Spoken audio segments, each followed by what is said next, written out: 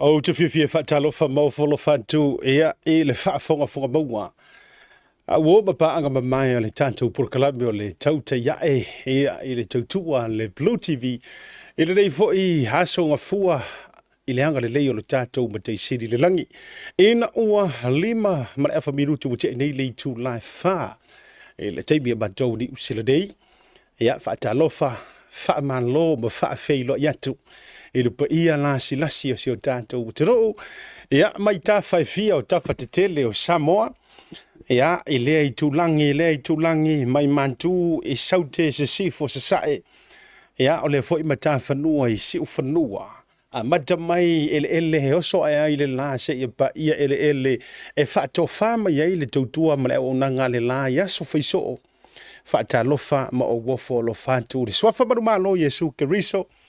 Ia ua mawhaiono tātou toe au lia, tātou militino mo tātou muru o foe. E tauara mai pe au ma ngalu o le ea.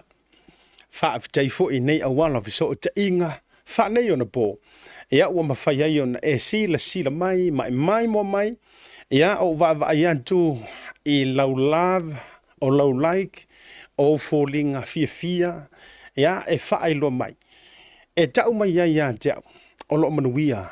Si o tātou watinu. O e foi, e fia muri taa i le nei Borogalamen. O e foi walewa na whaal tari mai, ma tā pena mai.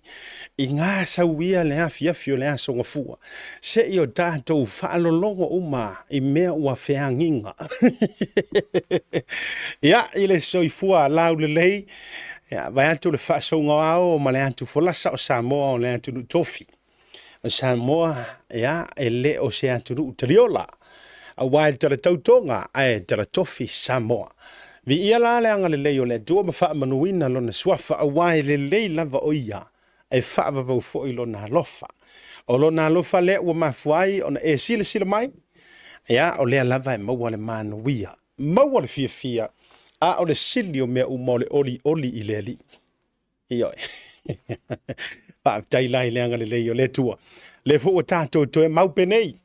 Ia, ilunga o le tātou Borogalamen, o le tauta iae ma le manuia, tauta iae ma le malo, tauta iae ma le fia, i le anga le lei o lo tātou ma teisili le langi. Whaatalofa whaapitoa i le reia fiafi au auna le tua. O lo tala whaauto ma whaafale le malu. Whaatuna paulia i so o se whatawhaitaulanga, i so o se fioanga, o so o se atunuu. O le nei lava lalo langi markelope, whaafitai le tatalo. Whaafitai le launga ina o le upua le tua, whaafitai lo tau le fefefe launga ma tau tino le, sa vali o le file mu. Ea, wa ea i manuia le whaatama soali inga, a tama whanau a Samoa i so o se tafa. Ea, bai se foi o ila tu ta ua, ea, o mamoe, ioe, i leo mamoe, ma le lafu mamoe. Po fea la le whatawhaitaulanga o fea foi le kalesia. Ia e tātou te tasi ai luma o le whingalo le tua. O le na maliu mo oe maa. Whatalofa lea, au na titofi le tua, au na whaawina, i o tau le tua, ai mai se fo i o le no whaalo, wha malo whai o le whaiva. Ia, e le whaangano ina fo i le whaatalofa le nei asonga fua.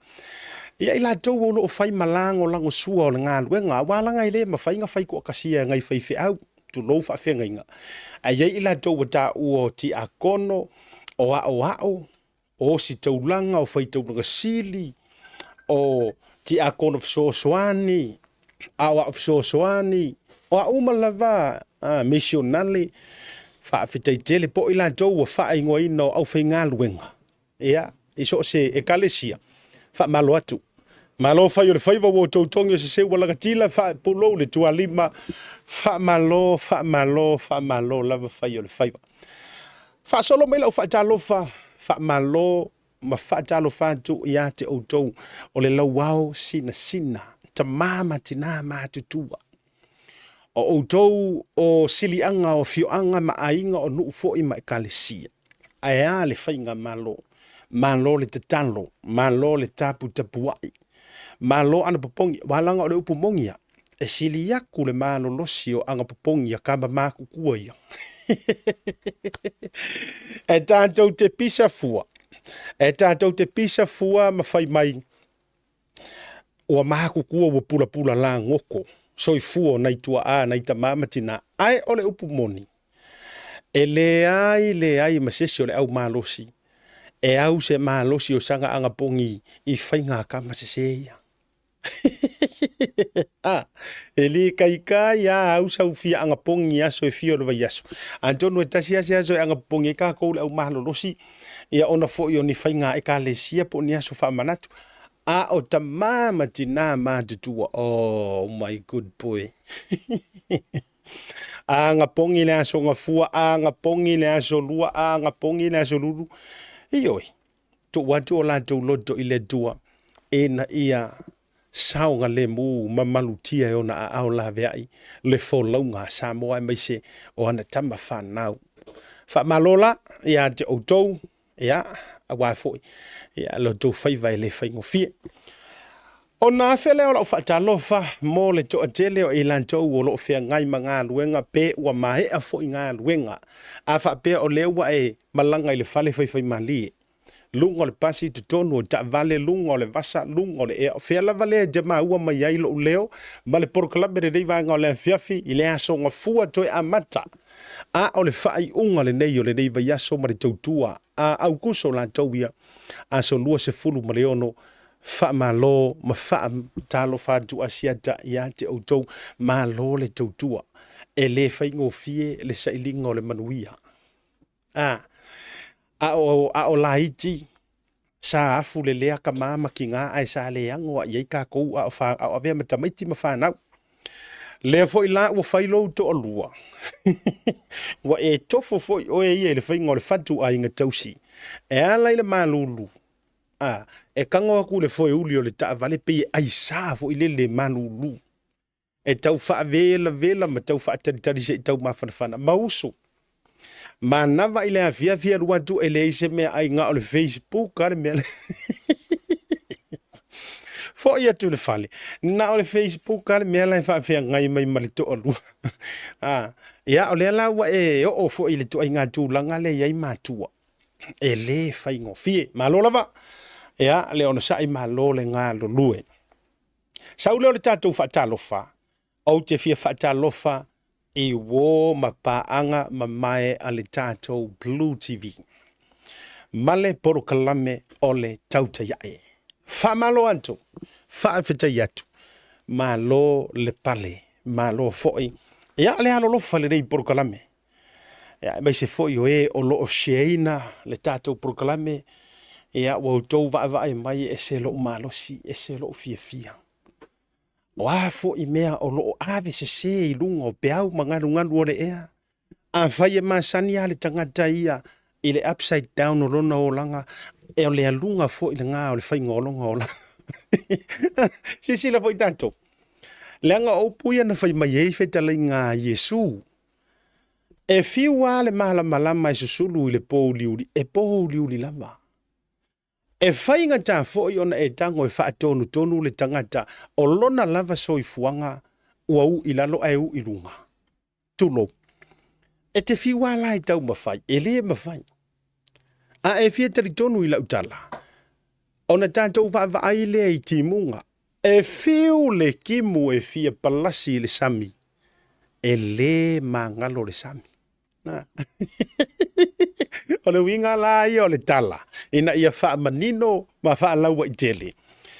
Awa fua ka ko ke ango kele I kangaka e kau mawhai e wha upside down le whaingo mea. A whaia o lau misiona ma lou wala awina o le wha sese o mea. Leanga e ka kau fu inga yeise ki a polo awange ingalo. E lenga o sa kangi inga kongi mai lalo fonga ele. Awange ingalo ele nga o sa kangi. E iai malanga vae nga so le whamuri mo le. Ana tongi mai nga o santangi. A tonu e tuwai ia pe tau le to tele ni vae nga e la vea I le vae nga lea o le wha li liu mea ma le wha se mea. Ma le wha tupu. Whaikara wha kupu.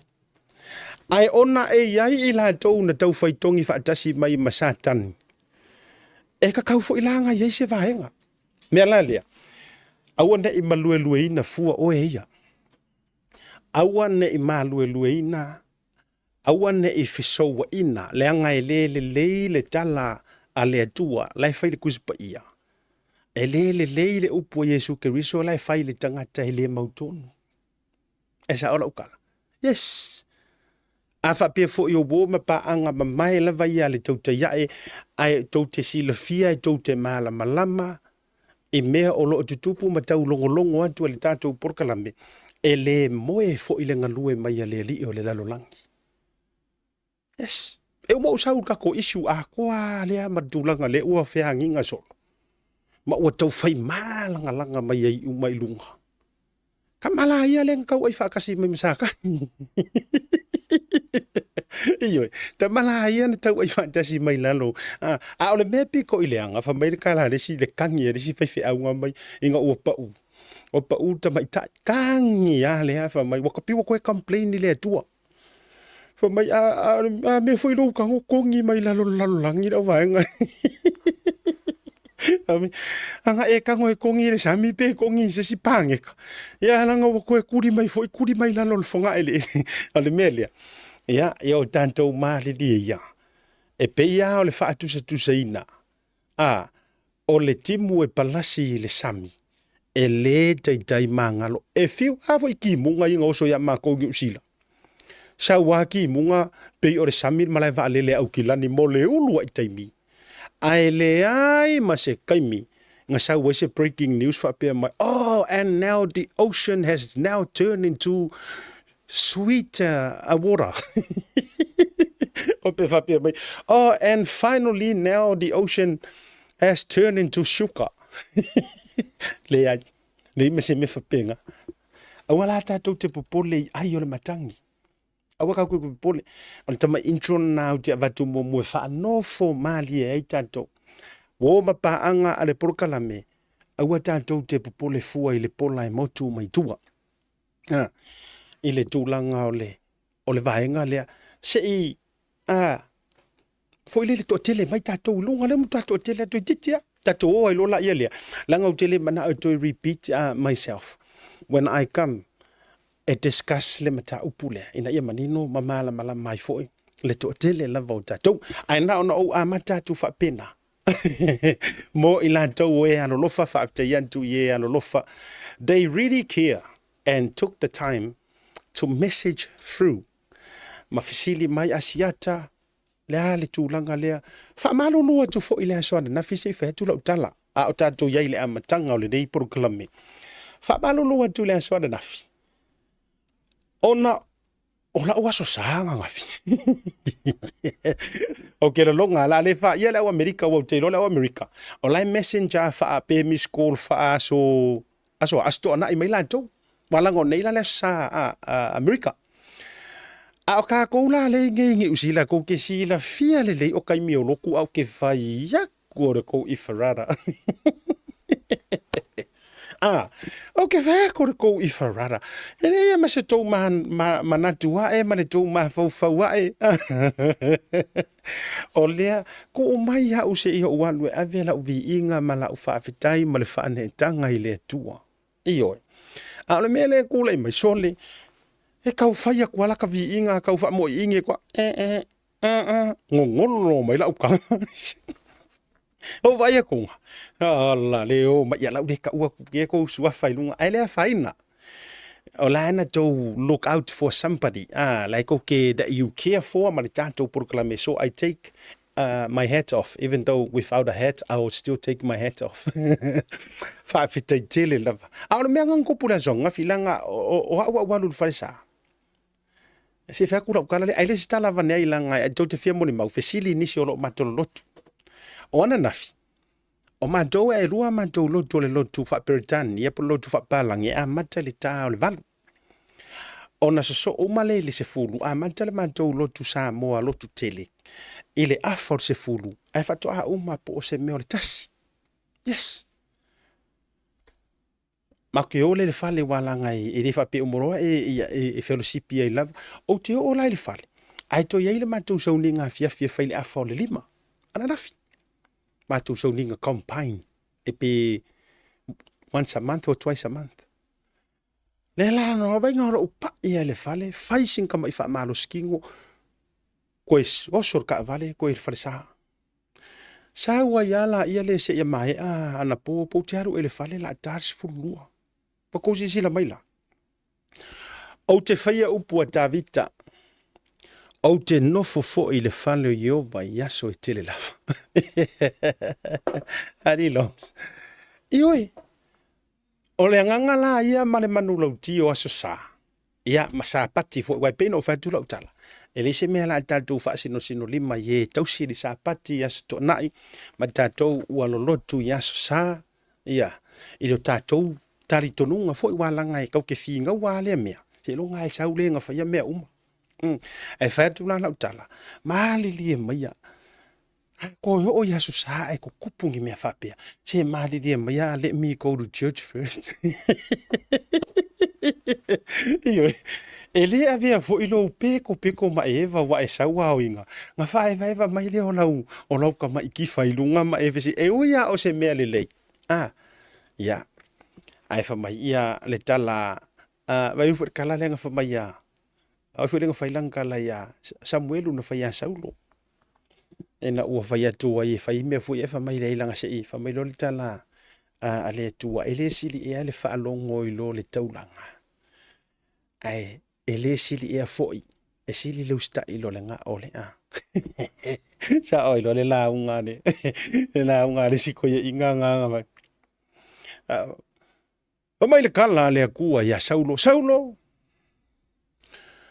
e sili le fa longo i lo nga o ma mo po ma ku la ka malo ma ku la ioi ai sili fo i le uskai o ma fo elan ka malo e pe ya oranga or ma mo po mai ai sili fo i le uskai i lo nga o la vale kas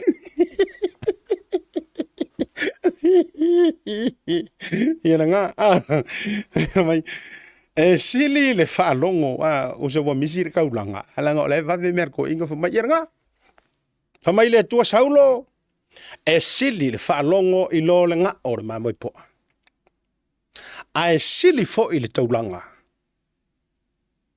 oi ai sili fo i le ustai orke uska ma ai sili fo i le uskai man ko ko inga pe ya nga o sa o ma mo ko au mai e lo le nga o la valetas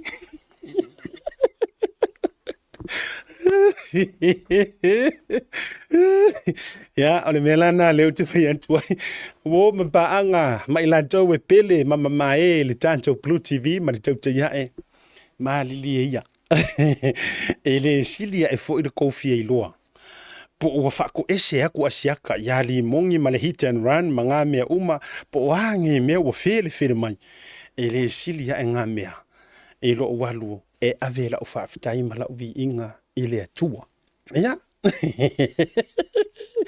atalo fatu wo ba nga le tato por club lungo le YouTube channel a bese foi ya lungo le tato Facebook live e le de vainga ole aviavi se fatia mo antua tato wa so soifua mana tato wa so fanau ma fa linga ia ona tato me ia ilona ia se faise kako ori ia e tu sai o le mea o le whaasala launga le ko ngia ma mea ia ufisu ia.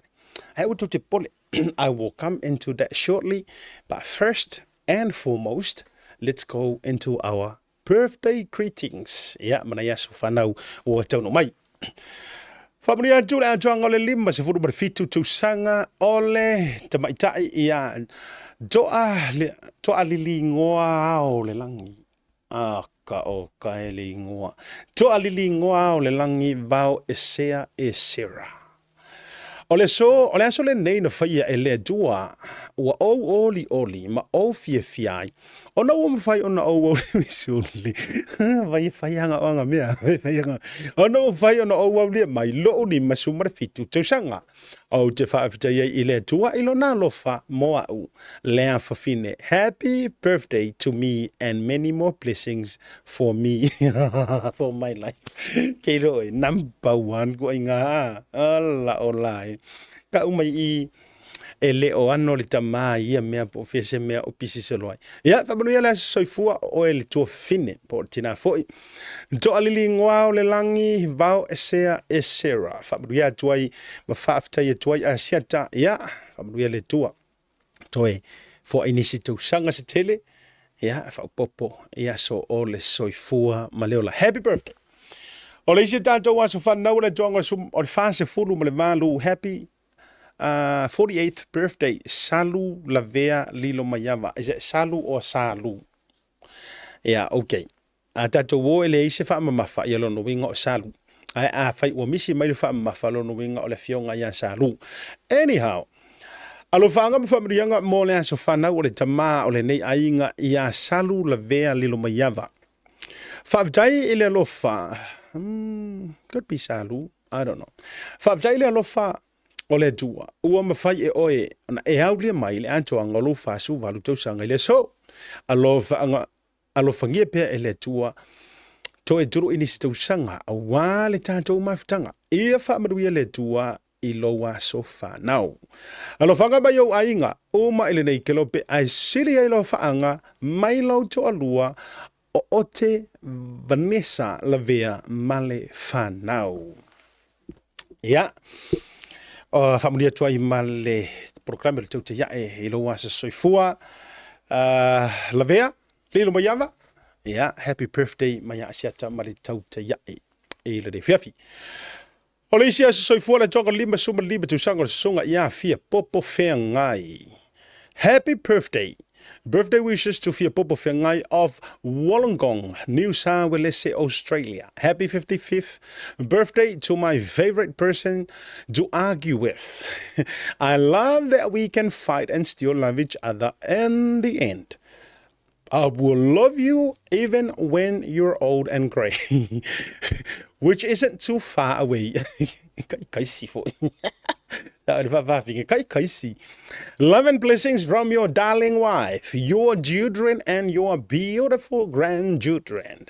Fabria loa soifua, lausonga, fia popo, vengai. Ia, mai sio fletua, mare no falo, ainga umalava, mai sio ansiata.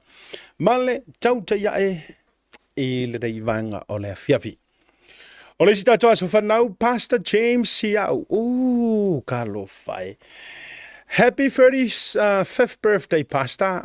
Oka estu te iloala. O le sunga ia Pastor James. O te li lopo whainga ruenga lava sunga I le whawhianga inga I the Pacific Easy Money Transfer. Whaafdai mavi ia le tua ona uaulia mai ele te mao le ainga bo o le au au na le tua le sunga le whawhianga inga ia James Siau. Mai leone apia ia ma o tahuhu lona tolu suma le limantu sanga. Tai le tua, le ola mara malo sili tino, le mafau a sili le nganga. I want you to mawhaiva ua wala awinai oe le tua, ila na ngaruenga. Ma do general of tele mo oe, love and blessings from your lovely wife and your beautiful kids. Manuia tele, lo wasa soifua, lo sunga, le whawhianga inga, Pastor James Siau, Maya Asiata, Maletauta Iae. E le nei vanga le fiafi. Le sta Josh Vanau, happy 65th birthday. E le sunga ia na opu whaatele. Whabrianga le asa soifua. E fia vatu e le tama au le mai sa le lesi. Ma ua mano nofo nei ma mawai se ma whanau. E toa tele taipei o le whanau a Abraham. Wa tolo wono suma le lima ma ua tala fo I malau pensiona. Tausanga mvi ia le tua. Ono tausanga I tele ua ia foa I moe. Ma tau jalo lo tele mo oe le pele. From Moana Masiata whanau. Fiolae ua loo makua fo isiko ia I ngana ko o ngā ia maruiano a saifua na upu. A ua ia kure ku mea ngā upu pa wale mea sa o ngā ufusiwa. Ia ua pensionga vo ngā upu amu ia o ele wife. Ole a e tu fo iluma ole bank e tala le pension a doina. Ia whamruia tuai. Popo toim whamrianga a siata ma le tauta ia e mo oe. Ia le tama. Ole isi la pensionga so mai ai. Ole pensionga la uko inga misa. Manu ia tele le antoanga o lo yu peli. Siliva amba mea ia mare auro. Puru mulo mare puru lipango. Laua fioga misa. Ayoe. Tavita John Crichton. Happy birthday. Ya. Lofa le tua ma wha manuia. Ya. Lo soifua. or kanga karingai au te loe malama umare to te lo Samoa ile o langa fo fa fitai ua mantua maua Yesu Keriso. A ore tanga jale nei e sa o ai le tala le apostolo Paulo ia Karatia. Ioe. Ua le o toe o la a ua ola Keriso. Ua fa sa taulo fantasia uma Keriso. Manu e tele le antonga no wono suma le lima. Ioe. Alofa le ia fa ia. Ioe. Maua bea le fea le fani. Ia a me se fo o le tautua. O le sui tai fono leo se mātou mafutanga. Ale mātou nuu I sa taua I nei New Sila. Ia ai o sia o Uncle Pito I au le lei lava fo ilea. Ale fionga misa fale malu, Tavita, John, Junior, Crichton, ora ka kaona makua I gele o ingoa. Ia, manuia lua soifua I le so, maya asiata, male tau te iai. O wei kei whawhikai wa umaka kwa sfanga. Ia maale antonga le nao tātou sa soifua maa sfana o le ua. Ka ko fai fa pe ma le tonga no tanto wa sufu ma fa no le to tongia o le wa ma wa pale mai lungo tanto por kalame o si fa si silanga le nei mo nganga I fo maunga numero tolu I think I nei lava yau te roa fono tanga nganga I fo maunga numero tolu New Sila fanga e sa sina le tui na opo ele afifio ainga santu pua ainga samali doa male mamalu le fa le tolu a fio ainga o mawaenga alala ta ilo fitalainga pa o male fale lima sa ese opo masani e longo le tuli o le tata e mantou te talo sagaina ai lo o tau paia malo o tau mamalu fa amore mole o le a faya le tatou fono I le aso to anai se fulu male fao se tema ile nei tau sanga lono winga aso to anai aso sumar fa no inga next week sungar fa fianga to via au mua polante vao sungar fa fianga le li fano siaki le asi kone le asi vitale vanga na Ellen fa matua inu polante vao mo mea polante vao se tima ia brete fono le lofi usunga fono. O le tuatusi, o le Oats Club, o tahu I le ta, o le tolu I le afiafi. Lonuinga, suli mawhioi, ia, ta mali I fo I mawhale polu, ta mawhanau ali tu malo, nganga I fo maunga numero tolu, I ni usila neipo au kilani. O le awhaia le tau fono tanga, ia, afio atu madala atu au le asusuma le whao se tema I le nofuanga, o le Oats Club, I o tahu, kamale le ga alfale le faile la costeik fo ile asfale maka ukia o le taimi o le ta o le tolu ele afi ia ta totu malolonga a fo mai ta to boy fa manino vaenga ua matua nginga lunga openga te failangi ma ua I una matua avcc ai nisi o fai por kalame ia ai ole a mo wala no fa manino ile tulanga pe fo mai malolonga ne fifi.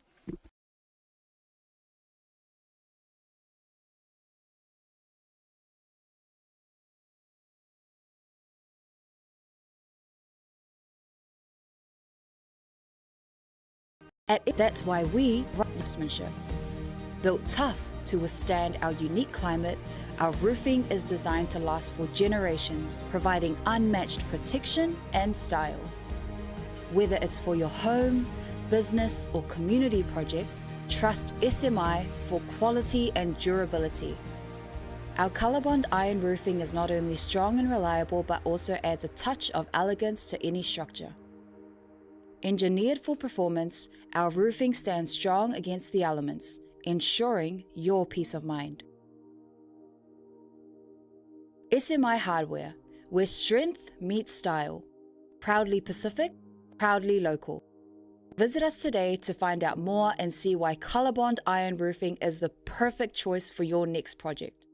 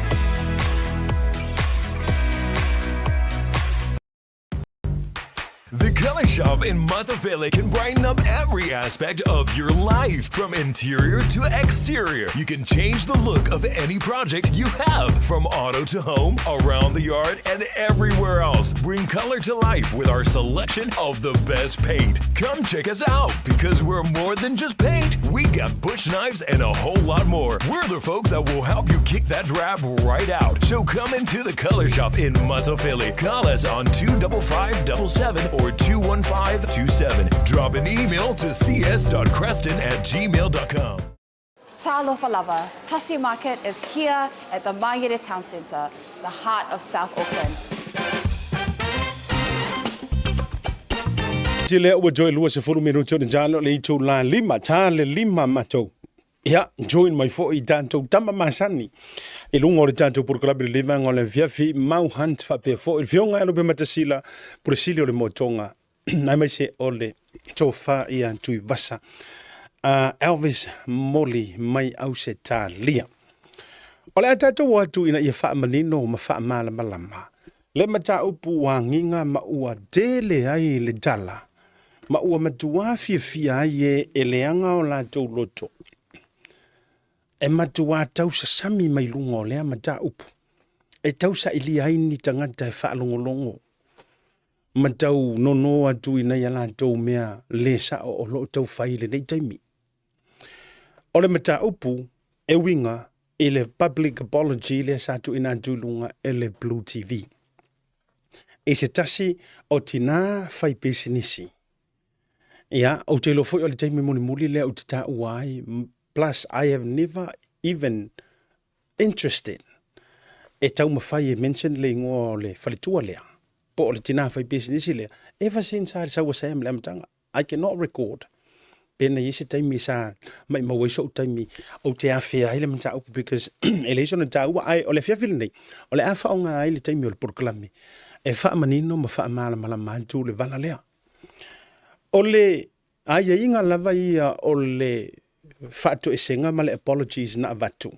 Ina ia mawhai o nā loa ia ai ma whaatu mawina le upholdinga e le Blue Wave. O tū langa mamalu o mea tau whaasala launga. Ona, ua au mai le tālo sanga a lea ma le whaasea a lea tina. E whaapea mai. E le I sa moa. E le taimi. Na tupu ai le mea lea e mori mau ai ia Samuel wanga ia I le urupo o ia limongi. Tato alu I mese sao. O lana la mau, ia mātou. E ala I se tusi na tuu ina mai. Wha mole Blue TV. O te mana o ave ese mai ave ese le wha matalanga lea sa o I sa moa. Now, o le fesili, o ai sa whaia le wha matalanga. Tato o wha manino, o ai sa whaia le wha matalanga. Did I do the wha matalanga? No. O ai tonu ai ana le wha matalanga. Hau sila fia mai le toa tele.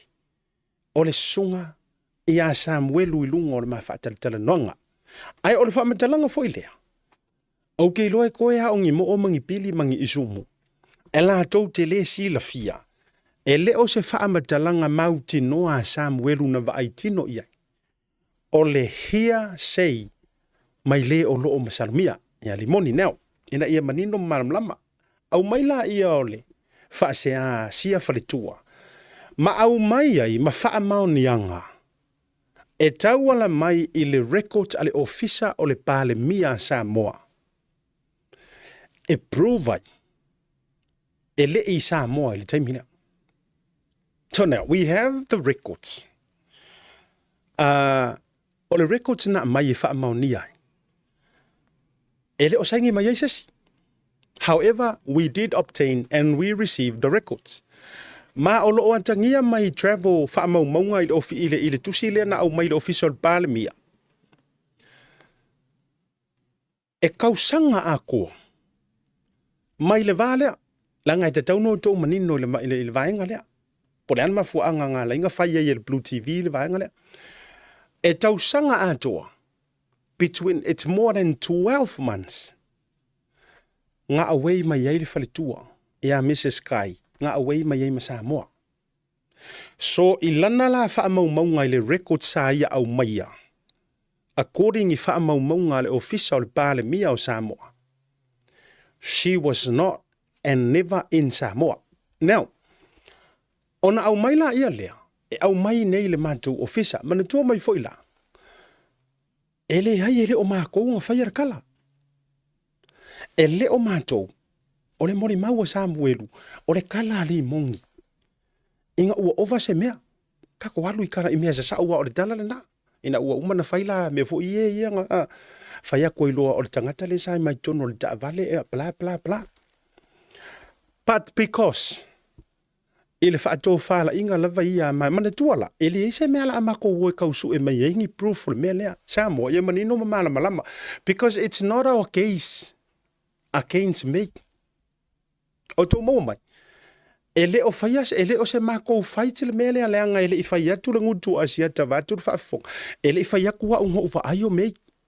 Ele I whaiaku fo ilangu ko ha mea pesa iai mei. No, no, not and never. So according lai lunga o mea manino ma mea mama, e mea tau whaasala launga. A whai ua le ma whaina maua mai se obtain mai e mātou. Se whaamau ni anga o le kala Samuelu. E ala mai se record po o sesi lava e fia mori mawinga le vaenga sa fongo ma mei Samoa, sa lanchu ma mei Samoa, or whatsoever. Then by all means, e mauke ona inga. Ia le code of conduct o tū langa o mea tau whaasara launga.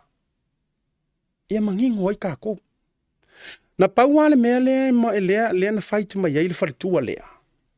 Na paua le mea lea na au mai. Wha mole mole. Eliminate mai longa ingoa mai le mea lea. That's all. O se upu le whaapea mai o mei. E make le e sao fo I mali mongi kulou. Kako alu I mea se sao. E le I whaapea mai ma se mei. E sao fo I li mongi e le. No, no, no. Paua le mea lea na wha mai e le tarusanga. Wha mole mole. And I have proof. O ke le I ai. A tu ulai se si tu. Kusa e kakau on kaku whaapea. O lea e sau mei. E wha maongia mai e pepelo li mongi. Samoa. O le mea ngai kakau kako teiki ngai le mea lea. Lala fo ilean o whadoi le amatanga. E fiu ware ka ngaka i e wha susuru waku le maala malama i pungsa. O le ala le mea la a fua I fua. Tulo. Pen o whatu. A tau tiro masila sila Samoa I le mea lea. O lea o sau sa o hale wharekua lea. Prove mai. E pepelo le mea nganga whaiaku ai ia. Ia kala ali mongi ia Samuelu. E pepelo. Because I was never in the car. I was not in Samoa. And here is my proof. O le ala le mea mātou e whai even though. Lea ngai onai. Iyo e. E comply ia. Lea nga fo ior kampangi. Ngai ior kampangi le skala. Ele ma fai langa mala mai le au le skala ma le au fai farka avale. Ele ma fai nga mala mai le au vaenga nga le tēnā lau camera I lumo lau laptop e sau lo le akoa. Ele ma fai nga mala mai mea ia. E lau ke le upholdinga foi. E lau ke le upholdinga foi la le vaenga lea. Yes, mana ia yo nai vesili, mana tua mai foi. O le vesili le tau te fina ngalo ai e mau te talia. E mau ke le kalia. Why? Le anga ele o se keisa mātou, o tau maua mai tātou o ma pā anga le tātou programme. E le o se keisa mātou, le mea lea. What do I mean by that? Le anga o ke le I whaiakua le mea lea. Anga whaapea o aunga whaiakua. By all means, e matua sulua le ulu kulou ar whaafonga le tunu. O le Blue TV, even to the point where kau ke o e sapina mai e whaamaumaunga ma mea uma. But however, ele ai, this is supposed to be ole wharetua lea, Mrs. Kai, and Sam, and Limong. But it's just happened was au ai lunga o le mātou I whaatatanonga. Now, ina ia manino mamala malamai. Tātou. O ngisi fo yo I lātou o le whaapea mai. Sa mako wā ai Samoa, and so on, and plus. To me ia ngia fiafi. A le aingi ka kou proof ma mea whapena. Yes, tātou te ola umai le masaro mianga. Ma tūlanga whapena. But, o laita oto manino mai lava ia tūlanga. So maybe, a koe a whea o whea kau uiere kau rungang a le taunu unga o le keisi lea ia Samuelu ma le malana moli mau i a limongi. Who knows? I don't know. Maybe e koe vai le tūlanga o le vaenga lea. So paua la le vaenga lea sa avatua le apologies ina ia manino. Ona o lea ele o wha amau nia ina. Ingi a maa kou fo i record. Ma e mau ke le lopo fe au mai le record. E o fo ia Sam na tau mawhai atu au mai se meta o se affidavit at sunga Samuelu. E le mawhai o na whai a maile na mea langa o lai loka. See? So, o le alala na ua mafuai. O na whai atu le vaenga lea. Mo le tina lea ia mei, Mrs. Kai. Like I said, a whai fufa fonga mai. It's a last langa o le, I have to say, e di runga le pulukalame. E wha mani noe le mata upu lea. So, ave ese la ia Mrs. Kai. Ave ese nga ia mai le vaenga lea. Weda o se makanganga limongi. O tō mau mai Samoa. Weda o se makanganga limongi nga whaia nga ia Samuelu. Weda o se whaakupunga o nga mawhauwhaunga. Lea nga mawhua inga break mai Samuelu le melea. I runga o tātou whaatatanoanga. God knows.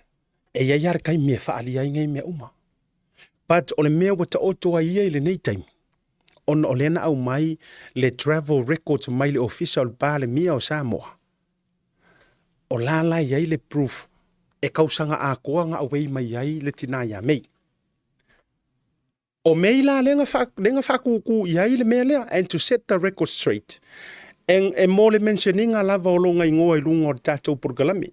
Now, there's a lot of things e sei mawhauwhaunga, but however, with due respect, maalilia mai ia le to'atele o tātou, pēna o whai atu. O lea e follow through lava le tātou Blue TV. I guidelines o tūlanga, a whaia ua le mawhai, o na mai se wha amaunianga, e o fo isi a ua li ia nga whai mai ngā la kou whongo, pala, a ua le aia se affidavit mani me wha amauni ai. Then ia diawia, ia, wha me iri swafa i o lea tina ia. A o le fesili, e ongo wha lea ngai le moli mau o Samuelu i a limongi. No, that's a separate issue. Mai o te wha manino tua i lea fiafili nei, ma tau te le o wha to ese se limongi. No. No way. E le ai lava i lunga, o toi whai tau tātou apologies. O lea le fo le ngai alaina o whai atu ia te o tau ia tau te whai mai. Longo winga lai pepelo Sam. E tau mai ina. E o lua le tau le, ioe, e pei tau te lea o onga mau tau manatu. Ma le matuan tau refuse lava tau te fia malama. O le vesili. O fea o i e te fuatia ai le pepelo o le tala le tamalea. O fea. Onga o leanga whai ai le sikangaka, a whapeanga e whaia se kala o lunga o lou makanganga maru fia whai kengi. Yana tatou hoi mea sa sao. A vai o oele nga e whaia se kala i sesi, a wai ai le soifuanga nao tatou. E te matanana loa, ma e fia whai kengi. Ma e mana ofu ile le sao whaita iana i lauka avale e uia na o mawhauwhaunga lai fasia. Ai e mawhaianga e whakua se mea whapenga. Now, a e whamaila ia ke au whakaika inga. Tole, ma eva ma taiana anga po. Alu loa hau lea whaile kala fo ile le lesi au wali ia, ai la longa e taiana muni mudi e le ai am, o ai la le pelu. Now, who do you think is telling lie? Is that me? Or the person lenga sa unguku makanganga? O lala na ala ina ufa yatu. O le manino ia mamala malama o le mata upulea. E le ai se mea la a fua i fua. O nga discredit fua le mori mau wa Samuelu. I le hit and run. O nga, o se kala ali mongi. O le tangata sa mai tono le taavale o Elisapeka. Eoe. E le ise mea la ala inga sui fua, na discredit ai fua. Ai pau le mea mau tinoa. O lai tu mau wale mo ni mau Samuelu la kovia. So, to clear the air, ele ai se lei mau te le o whaato e se atu se li mongi. Mai Samoa foi.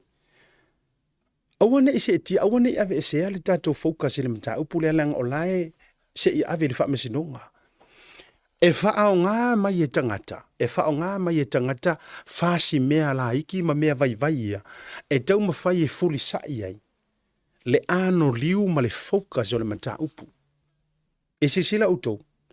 O le ala fo i lea nā fuahi o ke le i mentioninga lava mo u le inka lesi e tala noa ma whaasoa ma a vaku le maka upu lea i le wharetua o le whaipisingisi lea from day one.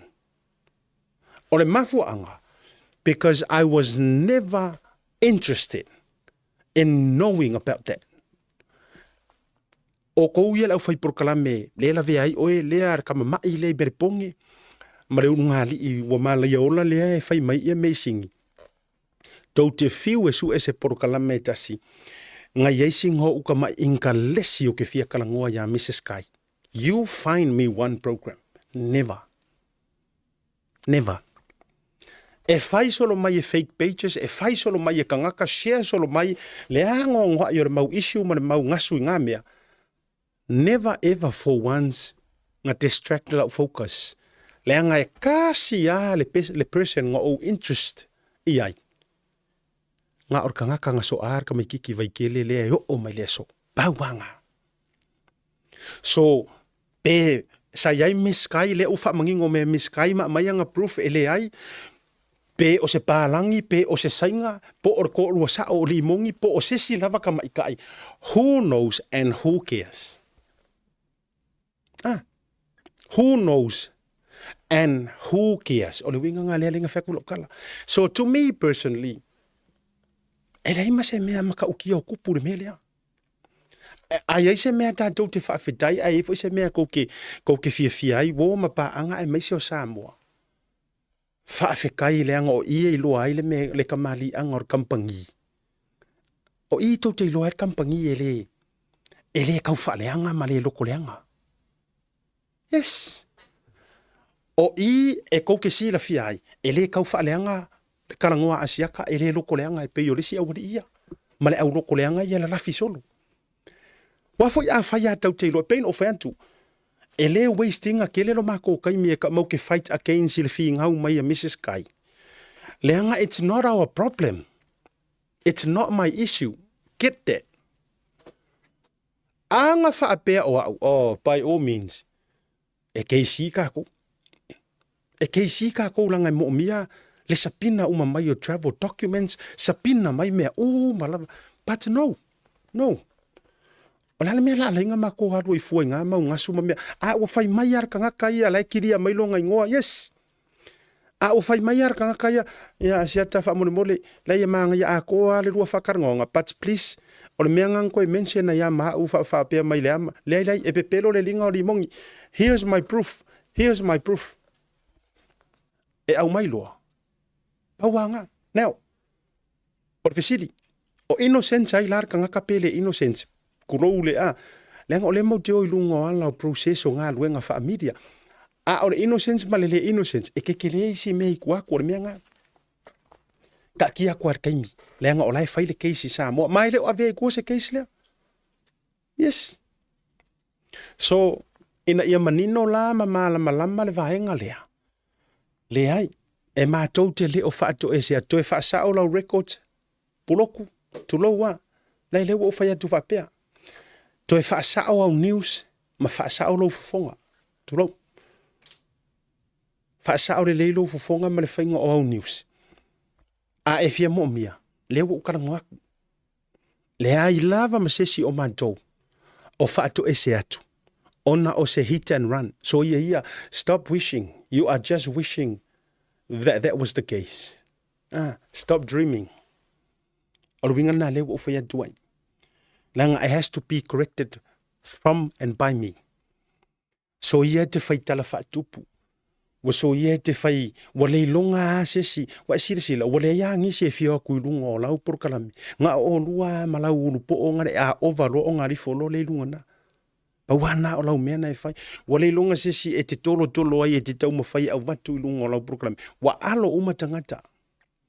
Ale o whetu, wa alo tangata. Pa mawai mai lei a taua. E toi meli ia taula.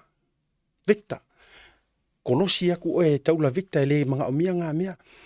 E meli skama o Salah Russell lei sa mo. Yes, that's a fact. Uma e koe kolosi mai e kolosi anga i asavea e piko i kua. E te nau e avatu tangata e famous. E avatu e tau whaaola mai eisi nā mea. Nala winga na lautara. Nala fole nai alai nau wa a whaasolo wa e o i Amerika is tamo tuila epa whaafteisua atulo. So please stop spreading false news. A e fia maua kongu lava le au ore paipa. Fesoka i mea kia au. Like you used to e ke aisi mai e watunu mera. Yeah. E te aisi mai e watunu mera vo i a mingiska ma mea sa e masang yei ki korokoro mai kua. Asiata, can you help me with that? Yes, we are not the same and we will never ever be the same. Yes. Lelana na leu te whai antua i langa o leu te whai atu sa oha ure mea o le media whaasala lau. So ia tu o ia le nā mea te whai. Wai vai o wale ingi se fio a kuilunga. Wale ia nisi o fio antu o ia lupe matasila antu lo. Nei se o toe fio nuan tuilunga i nā mea. Le wa amatana e whaatutu ia whaafitaisua. Toi titi nei foi le toi mana o whaafitaisua ino i nā mea te whai. So I'm just saying this. Set the record straight. E lea i e mātou te leo whaato e se hit and run ma se moni maua Sam na whai. No. Pauana mafua anga le na laina whai e tunga. Le tūlanga o le mātou apologies. Ona o le ua mātou takinga. E ala fo i le advice mai a sia mātou fo i liko team mea matūlanga whapena. Okay. Provide mai e Mrs. Kai mea o malawa nei. Yeah. Le ua whaamalia ina le nai tū. So, ave ese lo ngai ngoa. Kulo lava. Ave ese lona suafa. Ma mea uma lava whapena. Aua tātou te toi inkalesi fo iai. Kulo. Leave her alone until po iai se si kaimi muri ange. I don't know. And we don't want to know. A ole upua ia i le tūlanga. Ia limongi ma le ai. Lona lua le se yo ua fe mai i le tūlanga. Lana na share mai le tangata. Na share mai le tangata ia te au. Ia se post, ka oka se mahalosi o le post. O te leilo po se alo e whaasino i ale le pule, rimoni. Sa au fai tau ai. O fai kaua kunga, peye tangi lotu, peye tangi lotu fo i le a whainga o le kusia siaking. O kia po se kamai kai po se ali. By the sound o le ingo o se a whawhine. O vai a kunga le saunga o le kusia, o i o langa post. E pei fo i peye mapuea mai fo mai, finally, will apologize this guy to my dad after ruining. Oh, please. Famole molea. I am hoping and pray. Olo e mata mai le te milenei. I am hoping and pray. Which is I assured and I know. O le te mata mai leanga. Wa levan kofia whakari. So sau. Pole ala ukala. Now, listen very carefully. My dear darling. No, you are dreaming. You are dreaming. Dear, you are dreaming. No way. E leai lava se mea whapena o tupu. E mātou te leo whaato e se atu. E se hit and run. O loo number one, nai mama salumi e se utama, my sweet darling. I call you sweet darling. Yeah. E leai se mea. Stop dreaming. You are just dreaming that I will, over my dead body, come and say, apologize. No. Ma a whaasao lau records. Ma a whaasao li mongi whaasao lau whangau. Whaasao lau whangau le records. E leo whaalea ngai hau oi. Yes. So far, o le mori maulanga sau. O lea e onga mawai oi. Ai, se ka kia pēr whamasingunga. Yes. Le ala wo utali atu la ma le nganga I tumu le fa alo alo. Fa sa uma kwa ya record tala vai ngai. Fa sa o kwa record ta pulo kuia. Iyo e, wale ilonga se mea, e pau a leo se fa sala lau. Se fa kora okal, pau nge yo se fa sala lau. E ki nga haru langa kama, ia, ta te le lo se le kala langa e pe fo, ile pe le ma, anga upunga pe le ma se vali. Ele ma fo se kanga kafe e ma se kanga kaola fiola. Yo fifu se mea nga haru langa kama le urupo ole ala lau, makiva ma la lau le, le mai e ku mai e, ia o upuanga. Aku mai wa mai e pia kau le le sa vili ma o yala e fantinga e fander kanga ka le anga tatu vai tatu ye fenga tate le pe a o nei na elopala fenga ye e fenga tate le nga ma sanial po ai la na lopala va tu fa fonga sa mo fenga ye iyo kai lu fo ile wi fa mo mo o le nga ai lo me ai po a o inga po a ko fo fa mo la kamaya ua masani la vahila na lopala. A o la mai fe o leo la le fe. A o la mai tau fa avalea e tau fa avalea. A o la mai ai tupe e ai tupe lava. A o la mai pepelo. O lona o la ngai pepelo. Fenka. A wor ngoi malele ngoi e ngoi. A wor fiola mal fiola e fiola. Ya le na. Leo o fa sa watu. Fasa o le leia tau news. To uia le na mea tau te whaia o le tai la pisi. Aua le tai leo tau ta o le tai le la pisi. Iyo. A e fia maua le tara sao. Reach out to my. Lale me wale nga ele koe reach out to my peia o nga e fe e mai a kia u kai meo ka news. Yes. E ke fiu e ke pepelo e te fiu e te fia tama e te fiu e te pretend. Yes. Sa e fiola mai e fisili mai po lea e fisili mai po lea le ngu mela e mauai fa walo o le ale ngu mela e mauai yeah so come back to me and fisili mai asiata o le arsa onga o le apologies lea o ingai lo ai ke sa a le mele wa e faia na o lo avenga o news tau fa valea ma tau fa se le to stop lying to people. Now I'm being straight up. You need to stop telling lies. You need to stop spreading lies. O tau fo ia le mo tau fausa. Ia po le mo tau faula va tu le fafonga le tunu. Ia e pawai o me tau te avea na o faula. Ia, kulo wa sa mo. No, I'm happy. Ai o le kawarango wa sa o fo i marka usa o iai. Iyo, e au ngā le tai le tuore. Lang o le kalanga kusi. A whaia o le mautale o le mautau faula. O faula fo i mea e la ule atunu. Ia. E join mai loa kaku kamai ai Samoa. Ia tatou i awa dasilo. A whaia la o oe o le mautale ana o paua i o mea e te ngao siana o faula. O faula fo i mea. Ia. E mai maula o le ale mea kau ki ofu e maka maka. Makau ia vaila. Le pine nan o whaia tue whai ngō le mautau faula.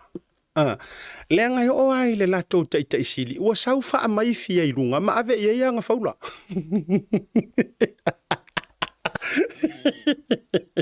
Ia. Na ona fa mai fia o kamaro ai fa mai ioi. Se nei tu ai nga. Ia, le la tati fatu. O le fa mani nonga la na o le vainga. So, once again, I have a te le yo ro faku. A leu te whai atuai. O le te le yo ro fatu. O le ale faku lea. Ai loa e kakau nga say sorry le kangaka. Say sorry. No. Would that make that person right or wrong? Kasi arka kailanga. Lea ngai. Whamai le kala lis kangaka poko. Saying sorry does not make you wrong. But it shows how humble you are. Ia nga. A e fisili mai la po o mako sa se. Se lai sila whanga le akua. Lai sila whanga le akua ele I come out of my mouth. Yeah. Ele I come out of my mouth le mera ngai ka uai fua Mrs. Kai ma. You know, to lo wasi fe tu lo tala lea. I don't know her. Whamalunua koe si wharkua lea. I don't know you. You know, I don't know you. I am not interested in you. Yeah. I don't know, maybe you're a very good person. By the sounds of things, you've helped the community a lot. Yeah, because akako wo ngai fa tato wo me sa sao tato wo mapa anga mamai. E mafuongo fa kula ukalanga, I've got nothing against you. Il fatua lea. Got nothing. Yes, by the sounds of things, you've helped the community. Kele au ngā luenga lelei malau au nganga ma mea umasa fai. So, you are not my focus, and never. O le focus lava ia, o le suenga o le ngaso a tu au, that's it. Maua mai le eyewitness. O le langkusa li mongi. O mea, pauala ai o mea. E ave hele ka ko focus. Ia, mai siro mea muli a e pe inga ua mafanga la mafukanga a li mongi ma Samuelu. Pai i le mori mau Samuelu. Ia, ma miki ala Aisa, ia, ma faila kala, ia, ma ave iai ma le la au malosi, e alu e fasioki pe kangaka valei ngai, ia mingiska ngau ko si le fia. Tawanga. But from the beginning, ngar kasi ar mengo ingalesi. Oinga. Sa o ile kauloko kamik. Oia nga ayer kuki sai te tonu le farkuki. Ja, dat is hier met dan te faya. Oi na ayer kuki sai te tonu le farkuki. Ele o oi. Ia su elo. O le urupo o na ayer kuki. Oi le urupo. So Samoa. Ja, ave se la ia kulo. Ave se mai sia faletua. Ese mai. Nga ole akua nga kisi la fia le amio tonu. Ai sola le amio le nga. No, I'm not saying moka ko uma. Wa esi la fia ma o wiloa. Maybe ale fai ele mauangai. Ai asi la fia ele akua e yayar fa maungi ia. We'll leave that to him. E fo el kaimi manga me uma. But ole tulanga le nai le apologies. Tele lopo wa join mai tatu vanga sa mosia ki akupo. Ia fa fonga mai fo ia tama masani ia ma le tatu vanga. Ia join mai lunga le tatu sum masani lava sum link masani lava. I tulanga le tatu fa soa. Ia le tulanga la na sa mo. Ina ia manino mamala malama ai le mata upu. Na bawa le vahenga na vatuai le apologies. Ona o lea ua faa maonia mai ma au mai proof a lea faletua. Ko i kiki kausanga a koa o wei. So e hepe na nani melenga faa makala i le kai au lenga le veitu au. E le iai ngai ai Samoa. E ala yanga records mai official Balamia. Paunga. A o se upula ia ele fesiringi ai fua e kako pe pelo le mori mau Samuelu pe le pelo. Se i vanga na ai o e lea e mantua lea ngalo loto. O vai e tunga. Ia, o ko mengi, o ata, o vai ko mengi si au kamai nga makoa o ngai pesenga. E fatula utala. O vai e kunga, o ko mengi ia, le si au kamalea make masangi le le ia o ngai pesenga felanga whairi, o lewa fuinga pese ingei. Lewa nga pese arango le li ia lea. E pukero pe ia sea kari imongi au kuila epa. Ja. Wa lewa fo inga pese ingei alu e Australia e vanga ave pasi ingei. Ma fe tau i fo i Samoa i resi kai. Ma fe kau i kuku ai le millennia i Samoa. Te millennia o ratu ai di taalunga ile malanga fo ile tatou toa Samoa le malanga kui Samoa. Ma fe tau i tutu a lama. Fusinga o au. E so mai nganga ngofo le millennia. Ja, te loa nai tau te silfia tanga talu noia sa o ngai pesenga. Mua kui lunga ya. Au kilo le ya fa sala lunga le au so matulanga fa pena. O fai tau atula ia fo ilisiana e wala ngai feelingi mai sika kam. Na lai fa mai longo winga la. O inga la le wa pepelo la Samuel. Longo winga wa pepelo fo ila asiaka. Ai tafio lai. E sawa ile tala ile anga le loto. Fatu ai foi. E pawala utala o te tua la loatu. tuloua. So ia tau te se ka ke musu fai aku le akala le whaafonga maua le atunu. Kau whaia mai e ilunga so ia ko ki whao i lava ma whai mea ngai ko ki whaia. Uso, awa ia te, awa ia te whaia le nā mea ma e whao. Ia wha uma mai e sesi po le hala ukala le kau whaia. Whai ma kau ea ma ilunga. Whai ma ea ma ilunga ma e pupula po ai kangaka e. Ia e so ia le. Ia bo whaia tu. Ia kuro wa sa mo ma nganga. Ia so ia le susu whao. Kuro. Ea ma ilunga. Ea ma ilunga ma e kilo mai. Ia o hanga ko ai ngā wha matalanga wha mai. Lono winga la a wha pea mai o le. Ua mato wha to ese ia mei. Longo winga wa se a ko le mori mausa. Ko halo e wha longo le mori mausa muel. Alo e wha longo le mori mausa muel. Ai so ia miki whao. Miki mai ma ilunga. Tu lo fa fonga male. Ia upo do ia te au. Tu lo wa sa mo ango kama fo ia. Ale vai meka ki whea kusa o ia. Ia uri ia mako o ngai pesenga. Tu lo. Se matua leanga se o tau loto na tau a onga lea onga. Whamai ole e kale sia moni tala lei. Ai matua leanga lo loto. Lala nea leina ta whai atu. Ai eise mea mua ngai leo inga. Leo mua lo loto. Leo alue anga pongi. Ore kali o ngei mea. Alue kuri vai ile akua mai anga pongi. Ya. Kuri vai ile akua. Langa e saakia i fua le mai mau marikala le lei. Ai saakia i fua i sauli tala noa e asu. E pior ka vale vo ile le bare ma fa asu mai kua. A ole me pito ile anga a ta felo ai ole fusinga o au pe ole fusinga o lau kengi. Au ale fa yuta le fa lata ma pelo. Ya. O tatou fo e mai mauli taimi tatou ele to e alo fo ia ile si taimi. Ya lewo fo yentu. Au te tanga fa tanga fa wo mai. Ma me uma. Ai ia la wa e oso fo mai. Ia lele la longo winga pe pelo. Mau te le I fato ese pe pelo se moli mau sam. No, set the record straight. Ele ai Samoa ma fai tau fiafe mafe o ilungo le tatou proklame fa fo mai nei proklame. Ma tau te le I fato ese e pe pelo se moli mau sam. That's wrong.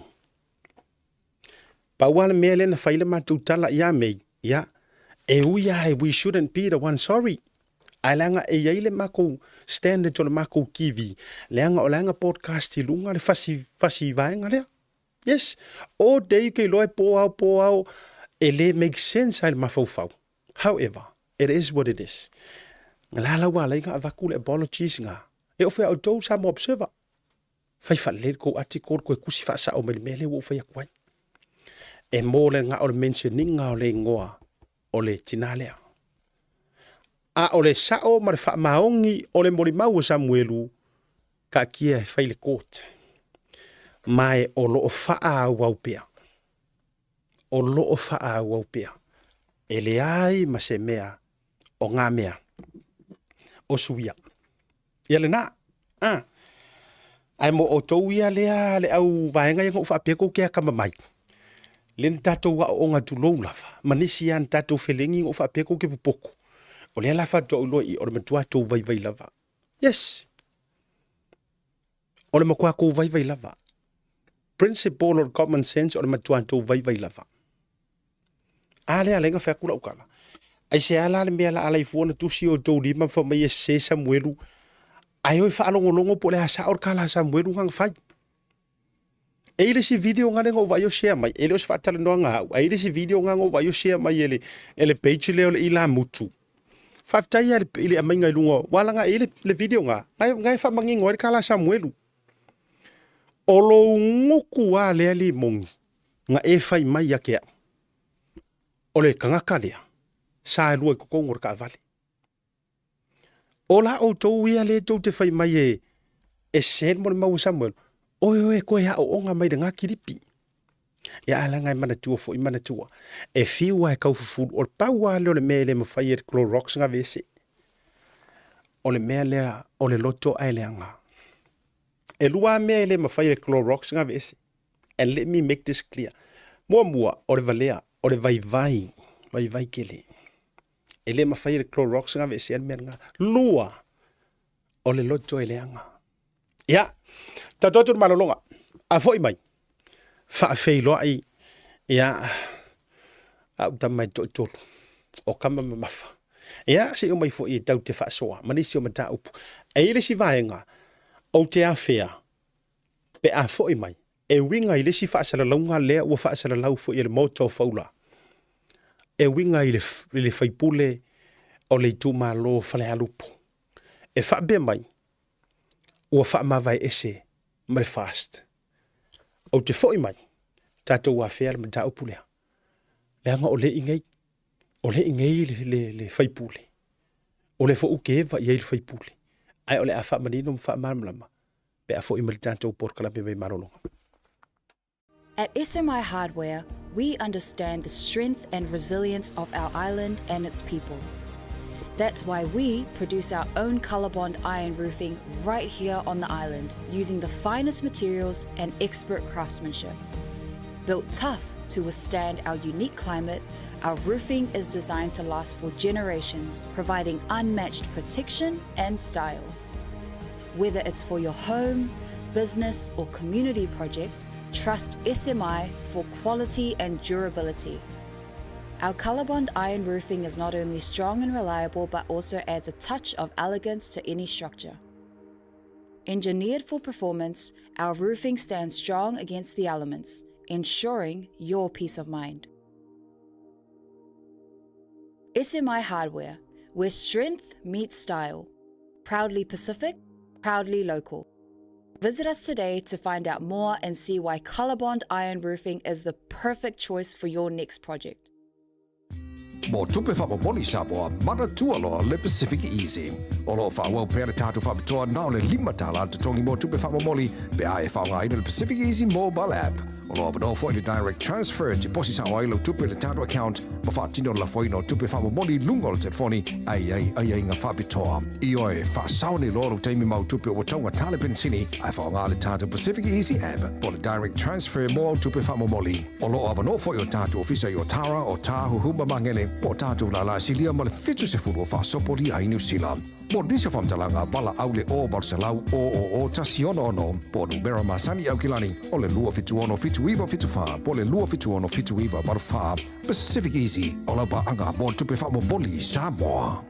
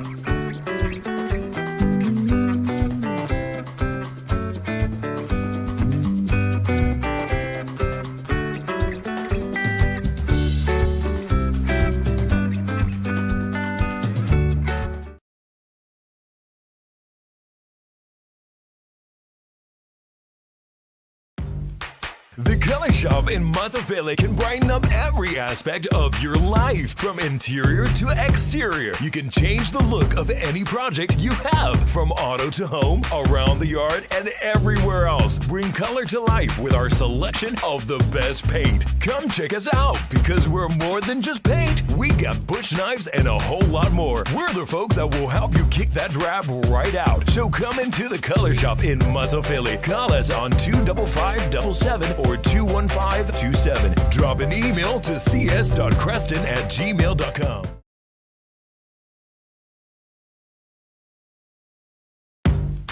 The Color Shop in Matavele can brighten up every aspect of your life, from interior to exterior. You can change the look of any project you have, from auto to home, around the yard, and everywhere else. Bring color to life with our selection of the best paint. Come check us out, because we're more than just paint. We got bush knives and a whole lot more. We're the folks that will help you kick that drab right out. So come into the Color Shop in Matavele. Call us on 25577 or 21527. Drop an email to cs.creston@gmail.com. Jabela wajile ua lua se fulu ma le 5 minuta wa te nei le tu la 5. Au te fia whailo atu, o lea ua mawana mamso ta inga, ia ma le tō whantu I vasa. Ia mai au se talia I merepone, au se talia au talia pe le tanto bea uru papae. Le tanto au bea uru I ila.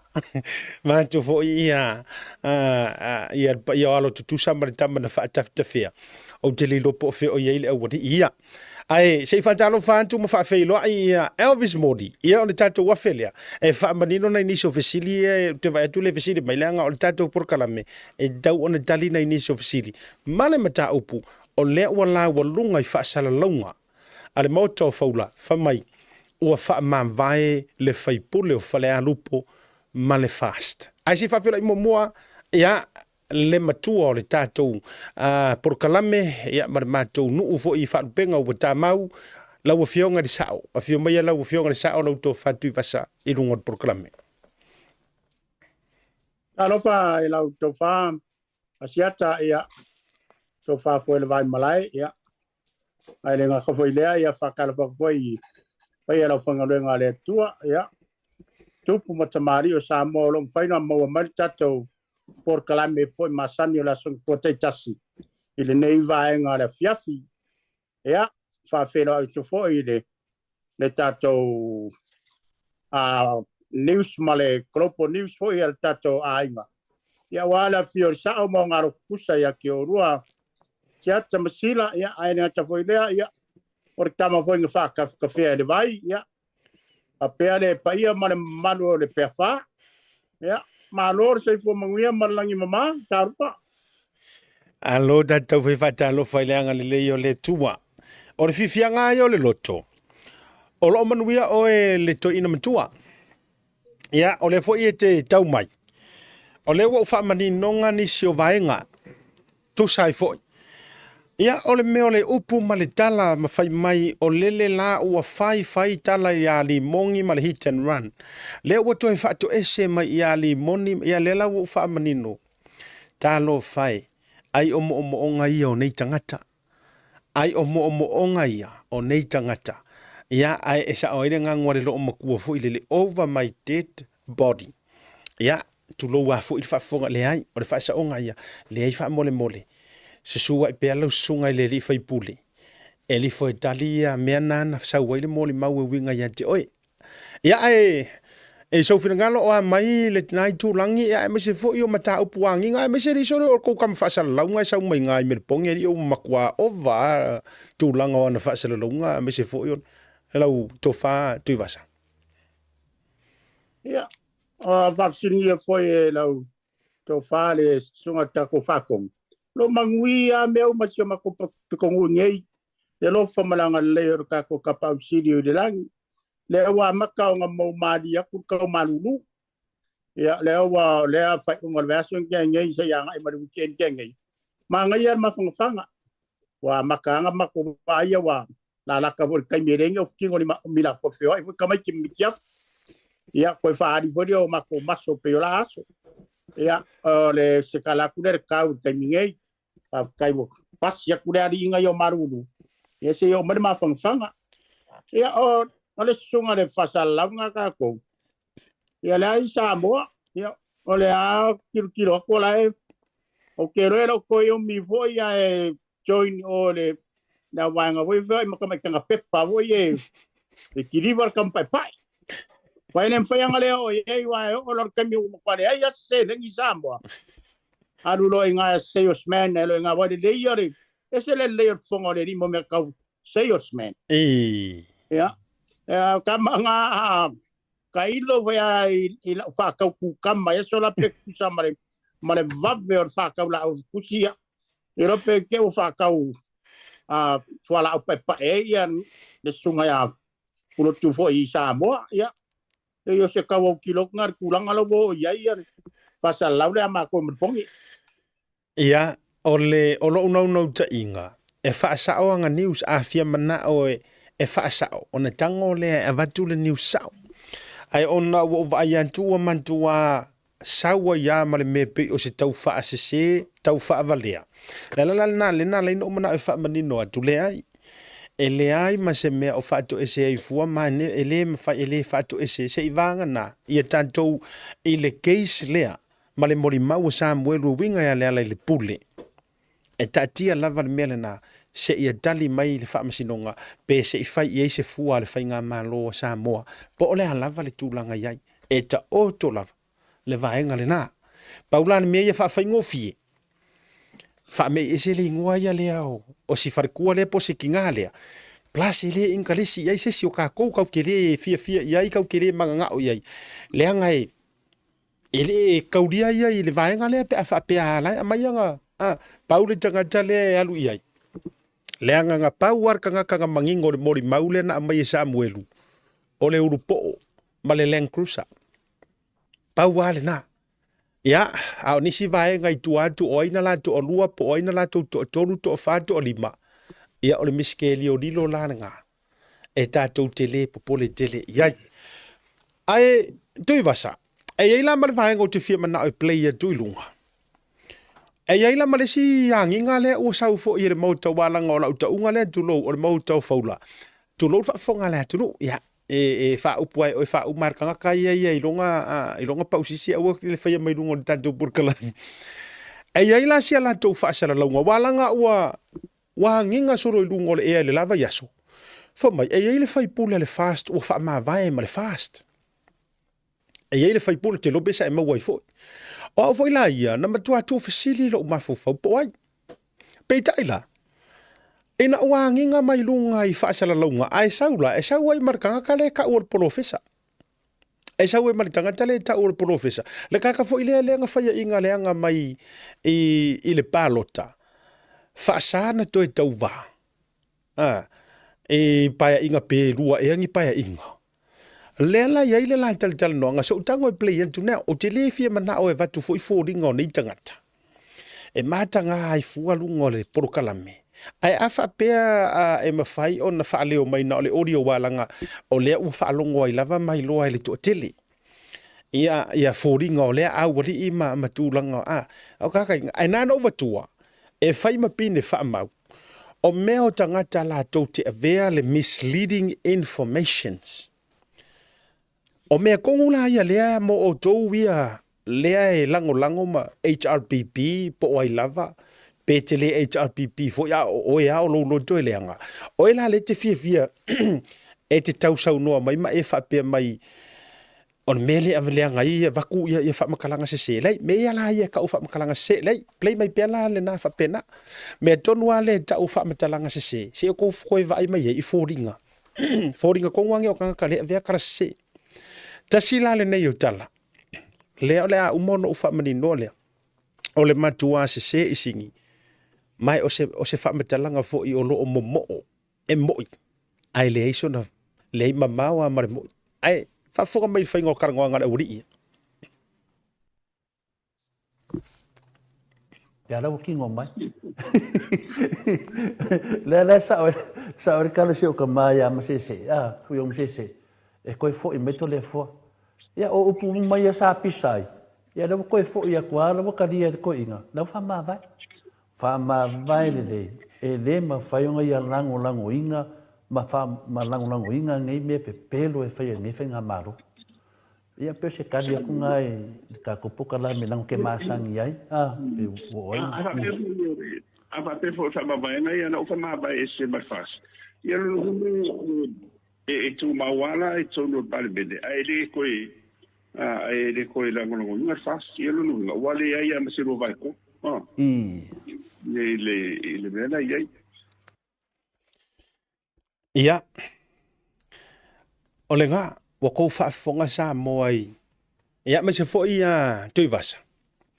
O whaafonga mai la i mo o ngole nei tu ai ngā tanga tau wa whaia ina. Tuloua.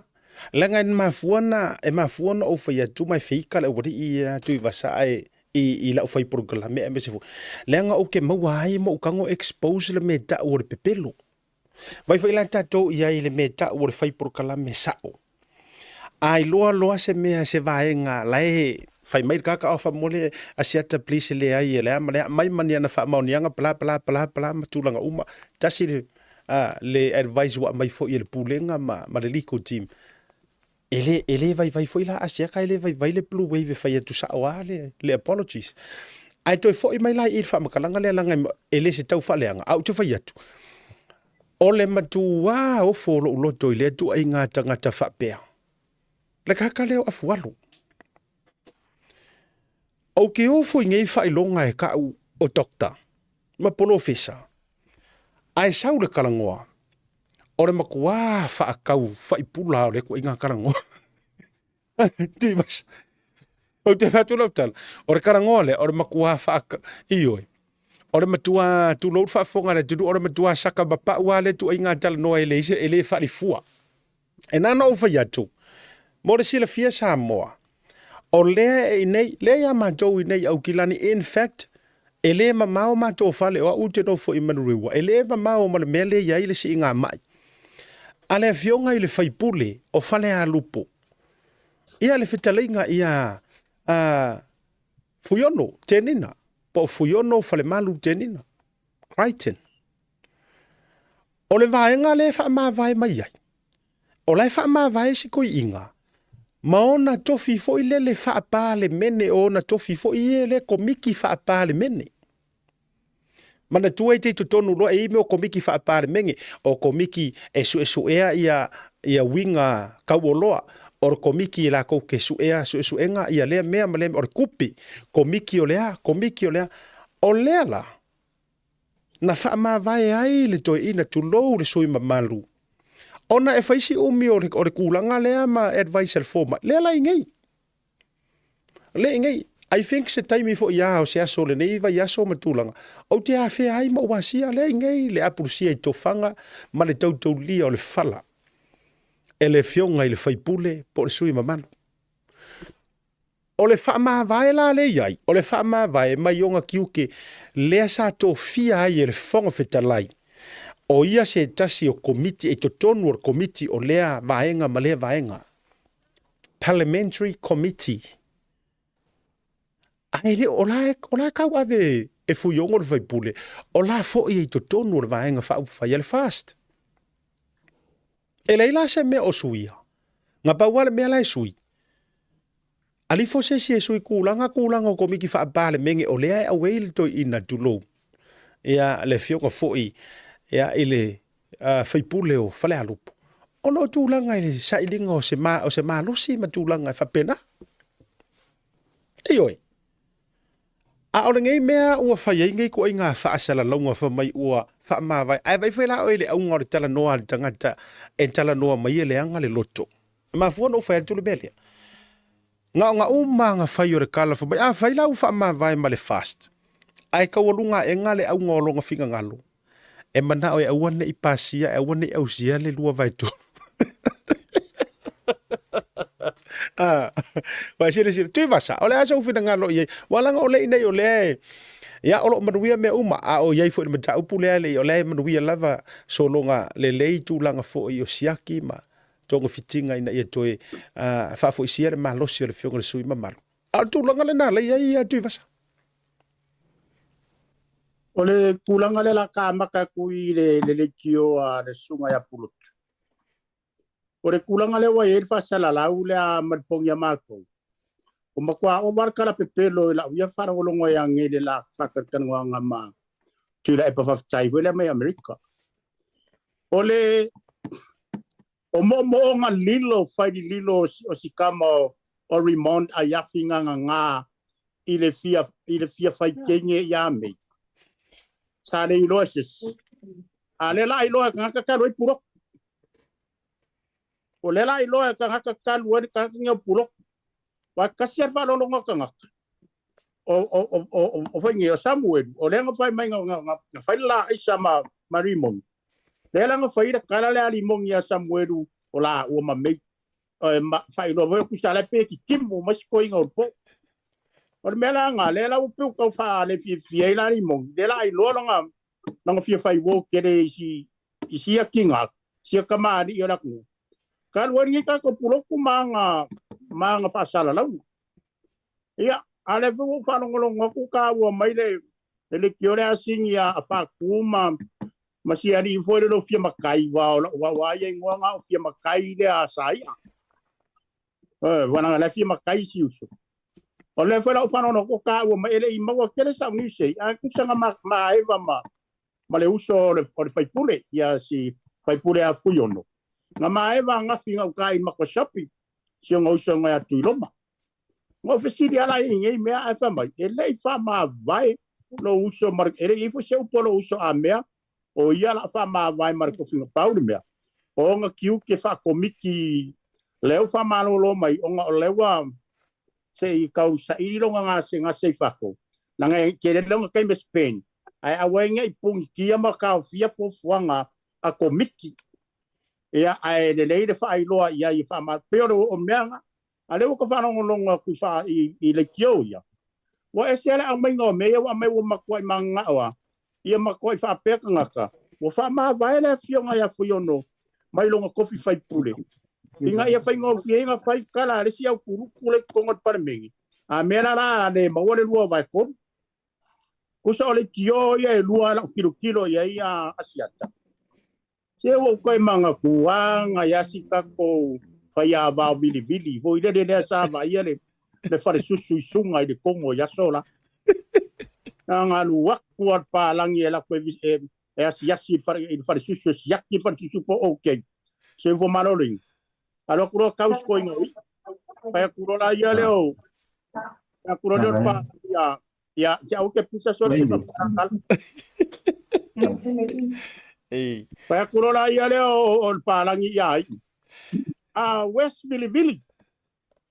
Fa mai ai wala uroi ur ka mai ki soli. O fe ai Vili le su mai palang. Marka meki. Se le nga sa nga le lang so fongwa I. Lalu ko pas ya ko sa fongwa Vili nga ka sokia. Ya nili umano mai uya. Fairola nga ya fa palang I finga palang fa mai sa ni sa na Vili tie so fanua perra. Ya pawangan me mawale kio ya. Amo me so fongwa Vili tie so fanua sa ni sana. Perra. Me ngai mawai le kio fasal lau ya puroku malbanga le sin. Ya sa uya karia kuya ile makau. So fongwa ya sino. Ya, aute. O sala kere na wali ia ole kuai mai ale mai fala bela. Ole sa ngor. Ale wo mai fala bela me mai na wali ia ai se me o ia. Aute. Ia pakaro pakko. Fa marulu watu, matawasu watu. Fa mole tawasu watu pa lo vai ilo finangalo. Ai fa mole ta wai ala wali ia le kuai mai.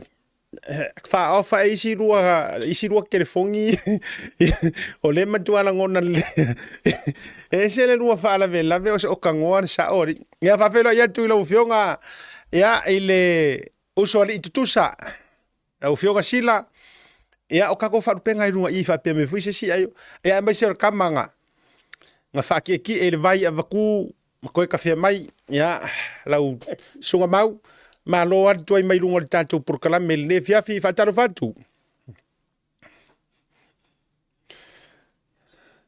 ya unmute mai sila unmute mai lo ya lau amor mole lau fionga Talo fa siata. ya Talo fa siata. ya le mau atu mau Ya la fok pia ile. Ya la fok pia mo aku ya sa ole. Ka ko ai ngai sa mongi. Ya, talo fa mau, talo fa tuivasa ia fa talo fa lo ya siata. Ole ia waka le loa siata na to fa de vai malai. Wo le lo po ile sa, wo le lo ko mo po ile sa or ka ko ai ngani me le yin. O le ka ke fa lu pe tuivasa ole sa. Ale fo fa ron ku fa mai o ole sa. O ro ngo vinga e ke wa sa ma se me le o va ko fa fo nga le tu. Ya, ole ne ya fia siata. O te fata lo fatu ma moli atu fo ia vai malu e pu nga le ne fia pi. Le to fatu I vasa o le uso matua po le sa o tatu ai. Ya mai se le to fa vai malai ole o ia fa fo ina tatu por kalambi le fionga ya na ni sama mal tatu blue tv tatu ya. Ile ma tu ai mai. Ya ole fatu a umana na mato o batu fo ile fa fo nga si tatu tunu. Sa ma ko ka pe nga ko le ala vai wole o ka fo ma ko wer ngai ka. O le ala vai kongu ana ngā le i whaaru penga o le meni, o le puku ma le wala lua ala vai. Le ala e mau ki ka pēngā ngai. Ia ai wo wai mai e tātou po kalamene ia e wha maru lua tuai wau nono le tātou atunu le wha fonga mai. Ua wai mai o ko iki umar tātou tai e wha tālo wha tuai nef ia. Ia, malo whaaftai o nana tu ua fo ima tuai mai o ni mere lei. Ia mau, o leo te tau vai a tu peise ko ngā koko lea te mafuta mai ai. Ioe, whaaftai a siata. Ia ngā ua wha maruru atu ia le fionga foi alu pe matsila ia pore le ripule fo tatou kampani o motonga o lang sua tatou porklapi. Ioe, ngā ko ia isi seka i o ngā ruenga le sau no e lupe matsila wala o au ngata sanga. Sau karo sanga ia lupe matsila, whamon bole. E mawhainga kangura la vaira. Ioe, langa o le aka ko kalango i kua hoi lele. O le upule sa urufa urupenga o le wha malemo. Ha aka ko mai roi rumai. Wa keu ruma fale mai roi matui vasal turanga lea. Ia so ia lawa umana wha mama, lawa umana koe keura la vai. Wa koe soolonga le lei fore kafe le or kako vai anga itai. Ia aia so atu vai maru i fuenga. I le turanga foi o le tuai mai i lungar tato porkalame. Ia, wa sile fia foi le atu nuu. Ia wa maka foi sika mai ngā luenga wale tina o le ainga. Ia le fatoa umona moli atu na itama o lato ainga. Ia kuri mai ia. Sa warka vare poloka lawa ku warka vare oa kore gilengi mai kuri mai ka porkalame. Ia, wha maruru ai lauto wharwai malai. Le fionga le lipule. O le fionga ngā ftasi. Ono tuai mai runga tato porkalame. Ia, ai fia rava le loto leo mos tato whelo ainga. Le foi vai atu ia suro tino ia. O le mo haure nei mai tu itsa. Ia pe atu va sala sa fai mai o San Francisco. Ia va pena foi lau to farva malai. Ile ia fiafi malai nga fala. Alo fa. Ia ta e mo se mama. Ia sa no mai. Mo bole sia. Sa no mai. O le ke kau mai kau a kunga ia ngai kau so poia. O le popoko ia fai mai kala fa pele ka ua. O le fai mai sa keu la vai a fikar kai mingai. La wai dit por sa mor kai mingai. Ia. Wa pongi engi fai nga keu nga la vai e ka war pongi sa.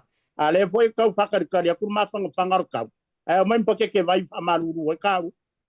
O ngar ka kinga inga ka ke mari di dia ia ai malo la WhatsApp. Maror ka wa ka ai vai ngaras. Ai la le vai nga lo ke piki ai au. Fa dai ro fringa lu tu vas. Ai la le vai nga lo ke piki o le la tau fisilia tuai. O le o tau maua tunga wa fai le au fai ngā ruenga kota. Ia por kamanga whakawhea le vai. Ma lori whawtai o lea wa vai e tunga ele hai wa esere tūlanga o lea wa ta auto mai ei manui o sunga ya kota ya. Tō fia le au fai ngā ruenga au lea ni tatongi lea wa ruai le au fai ngā ruenga teimini nei kota. Ia, whawtai e au na whamanino leile vai whawtai a siata mo le whawhisiri. Langa ya foi on fa manino tu langa nei o ka i kai le foi sa ka foi ngal wenga ngala fionga ya rupe matasila ya ai o sika mai ngal wenga foi o foi so tu le fale foi fa nau ya le la o ngai kamba ka muka le foi o ngai kama mo fiu ke ka milo le lua va so kalwai le fa ko mo mai ngai kama ka muka ye le alu le rate le fa ka ngamel malo fa ka la var su se le kura Ioi, mai o se avanoa foi a siata e mo moli atu ele anganga whaafetai na e tatou uoma paanga. Whaafetai tele lava ile tau anganga sosoani. Ia tau wala mai lunga tatou porkalame o tau taiaki. Ioi, le toa telo na i uoma paanga o loo mori mai ia whamanianga tu sai foi mananga luenga. Ia, ai lenga ta foi lea. O tau umo sa marianga le lei, sa anga le lei mai. Ile tau atina e foi o le nei a inga, po nei foi whatawa. Ia, e o le atua o whamanianga e toi whaatumu me u whangaongao ono o le tau alofa. Ma le tau lima foai e au noa lava ma se tūlanga foi le e fia whailo tau suafa. Ia mo tau walala whanga foi. Ia o se avanore nei nei wha leo i lunga tato proklame ma le ngang whalora sita. Ia ma lo whaaftai tele. Ia ele tūlanga mu ia foi o tau e mawanga ia ele langa o lela wasi ia kota le reitar me e tau ana i lalo pele lua ta la di masu seng. Ai whaaftai tele le anga le lei. Ia ma le tau mana tu foi. ia ele tautua fo ia le ale auso ia me se fo o lo anga le e faia tau fa tau mo tonga a fa pe o le te mafuta mai le tatu proclame mai ata ai a faia o ko me a fale e se are meti alu ia te o fo lo le alo fa ta si ale o ka le fale te alu o ka o mai au me a fale o a uma tulanga i Samoa fa nga le tatu o nanga ale mo tonga e te lua tau mai lu pe matasila e te lua tau mai. O lea wa ola u whasoa. Ia, te upe fia whaiso lua whingalo. Leanga wa pasi mai pena lua mawala u whaamani no ngā le tātou. Tusi fo i lea lena mafua wa madua AVCC ai e whaamatalanga le to dele. Lena whaamani no tulawa whaafonga lea tunu. Lea ai o le vaenga ia lea ia le apologies. Na vatua mo le whaletua po le tina lea na tā ua a fia mailo na swafa.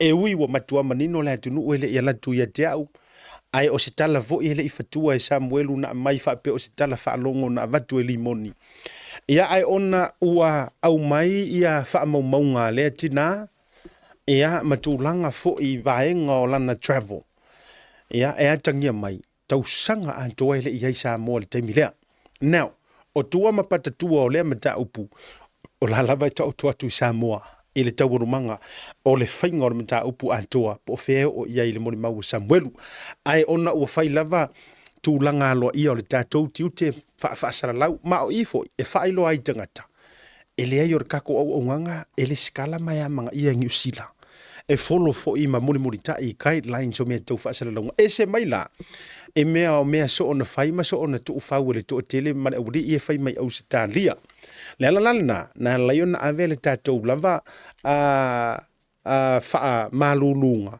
a ngai i le mention o le swafa o lea fo i whaletua o le whaapupunga la o le vaenga lea kusa o le ua kaukingo mai e le whalekua lea e pepelo kala lenga whai e li mongi anga i a Samuelu e le sao ia mai mana wha maunga i le official pandemia i Samoa ia tātou whaia lea mo le nei taimi e wha manino dwai ai ole mele kau ave mai e puloku ma le vaenga lea fa mai o le o tātou whaato ese se mo le mau Sam e le ai la e matua se i sini e le ai fo i se mea o whaato ese ai ia limoni o lea lava e ta oto lava le manino le moli mau se ia o lava i le taunu unga le turi ngasi o lea mata upu ia i se ulu finangalo a me se fo i o le mata upu lau tele ua fai mai ele ko okele ma pisa mai ai ua le fa maongi Samuelu ele se me wa fie ele na mea e tasi ale ngoa le ua talo sanga mai ma ua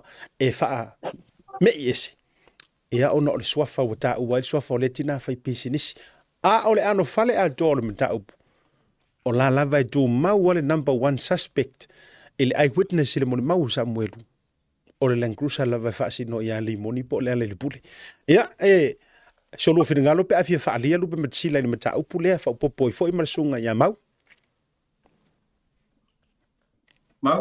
ya pa ya nei se sau no ngande fia kiona pa popo toiles fam talanga mau tai bona vano pa tai asiata mta upta o tele mta upu nei langa ole tapisa i no penga fa ilangi samone mai ele im po foi la o telefone ile to ele ole tunu tu si mai ile tūlanga fo ile waka fiu e kari fesiri anga ngafi o lua i mabea o ngafi o pisi e suera o sa saere kaya o le umu wa asa e fiu e suera sa saere lopo i wan mai u ulo ia i makaka ngafi vidi mai le ile kūlanga ile mata upu lea e pe o na ngingai fo le tato wala ata fasara lau ia sa o kwa mawhaia kari vahenga ia mai sa o i lava no tala noa na po i se tau tatan noa fo i lalo o faleo ile tūlanga ni mata upu lea e fa vai uma mai nei tu singa mana i talonga i mole le loto le e ser mangingo o ke o foska ka sa onga maka mai pasi mo wa failonga e fai tau ai le fia malama le manino le o le tusi ar tato wala ato le Blue TV fa tai po le fionga le pule le fionga ngaftasi fa tai po le to fa vai mlai man mamalo tato ofisa uso le mele wo lo kakangi wa makua ko i lalo ao lako loko i nga ua kako whako ese. Mau tatou whape atu hoi lea ele o a afia ia wa foi nei ono fa mau maunga na watu i Samoa nei mai le minister po da fionga tamata e pandemia.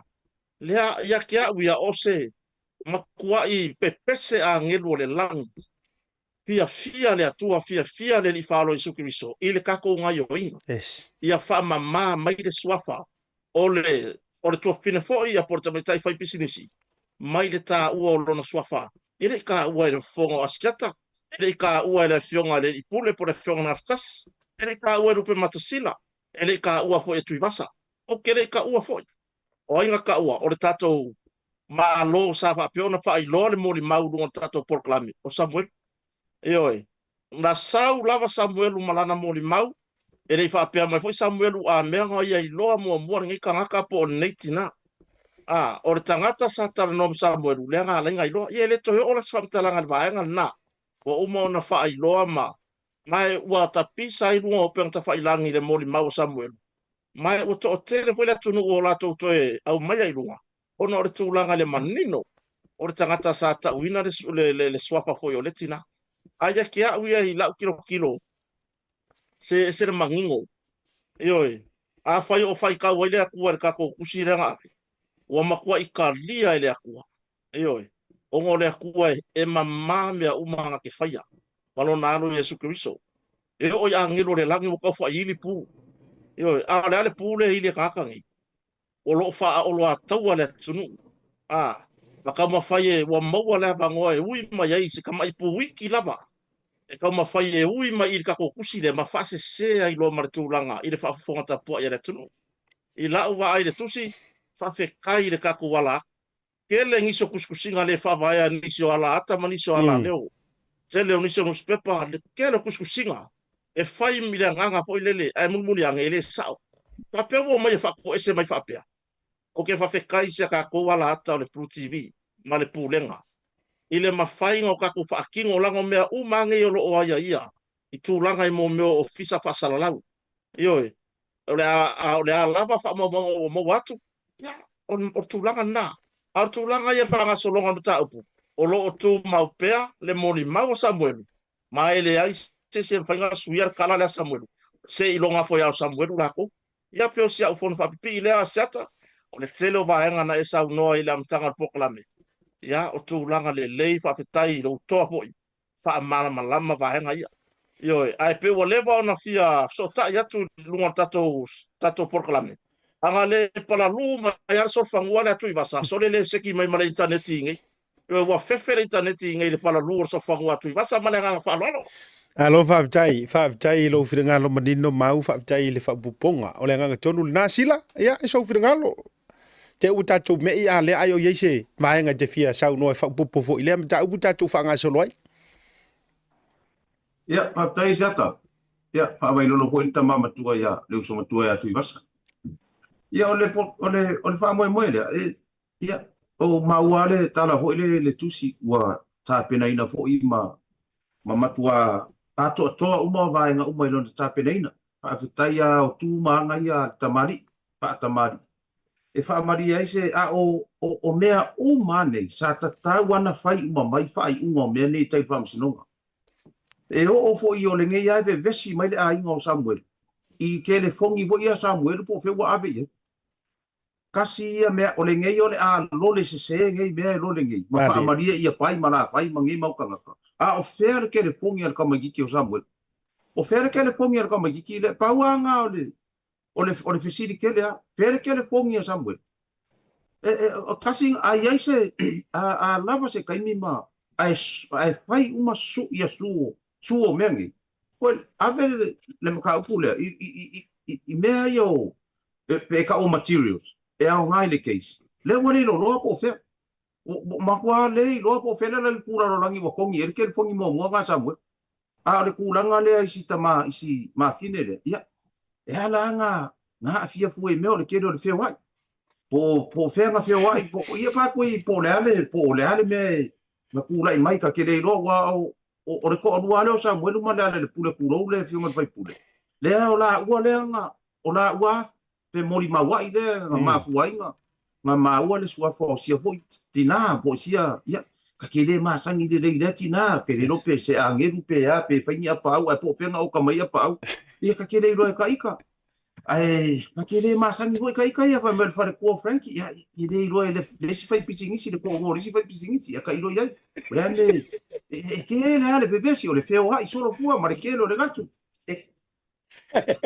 ia pe o le kala le ngasi ata ai o mea umangei o le case ni o kai ale courthouse e sau umai final o mea ngi ia alea la ua kafa se finga ngalo le fionga nga kasi o le fionga ya misa le whalolonga ya misa o nai le fionga ia nai e ave se kusi e ki dia eri sua fo le hoi tamaitai ka kele i loa ka kele masangi ai fafikai ia halu loa e papakiso o i le vai ma papakiso o i le avi ma ia ma whaona inga loa oi ma si o rima i le ri ua o fo i mai ia sa tali a zata Alo whawhetai. E whaata la fonga. Lea i o le matua i anoa. Pei lau le vaenga lea. Lea maua whatu foi lau tala. Se e malama lama tanga te mama loto. Wa foi no ufa yat. Ina ua uma e ale whiritanga ngai no le whasimata upu le nei. Tau te lua silafia. Tau te silafia le lei a mau sila me se o le uso e atu i vasa. Se o loto ia ia i tātou o loto tātou te le whea alo whai tātou te le la lafi le ato le la au. Mo ia, tau te sila fia. A whai tātou te fia e whaasoa i le ame o tonu ma whaasoa. A ia ia le vaenga ua au mai e. Ia o nale mea le inga vai. Pēno whatu te whaisoa mo alanga ina le tana lea. A au loa o se o kere makamuri e whako esi. O le vaenga la ia lea. Tusa o le whaasa o ino le records. Na ona fa sawa ma fa malulu ai sia fa kua wa e kukusa ka ko o ke le masangi o ke le lo o ke never seen her before so lela o manino ai e ia ila le fasiva e ngai mali e ia ke o maka upule tatia ese la le fa tu le tatia ese la vale o mai anga kidia le vaenga matulanga fa pena ai o le vaenga le o ke fia o le vave o le respond ale ofisa o le palemia. Wa le mele o le ofisa o le palemia. O ai umalai kukongu o le ofisa o le palemia. O ai le whaila ukusi o le ofisa o le palemia. O ai kangaka e whainga luenga le ofisa o le palemia. E maa fuano o whaatu tala le nei. A walanga e maa ngai a fo ingai keise sia. E to tupu mai ai ma mea maali e le whaava ai le atunu. Wananga o leuke fia kari le ko kere le whaimai. Asiata. Au ke whai aku fo ila o le office. O ai nganga mai ar ngā mei office o le palemia. I don't know. O le records nga au mai.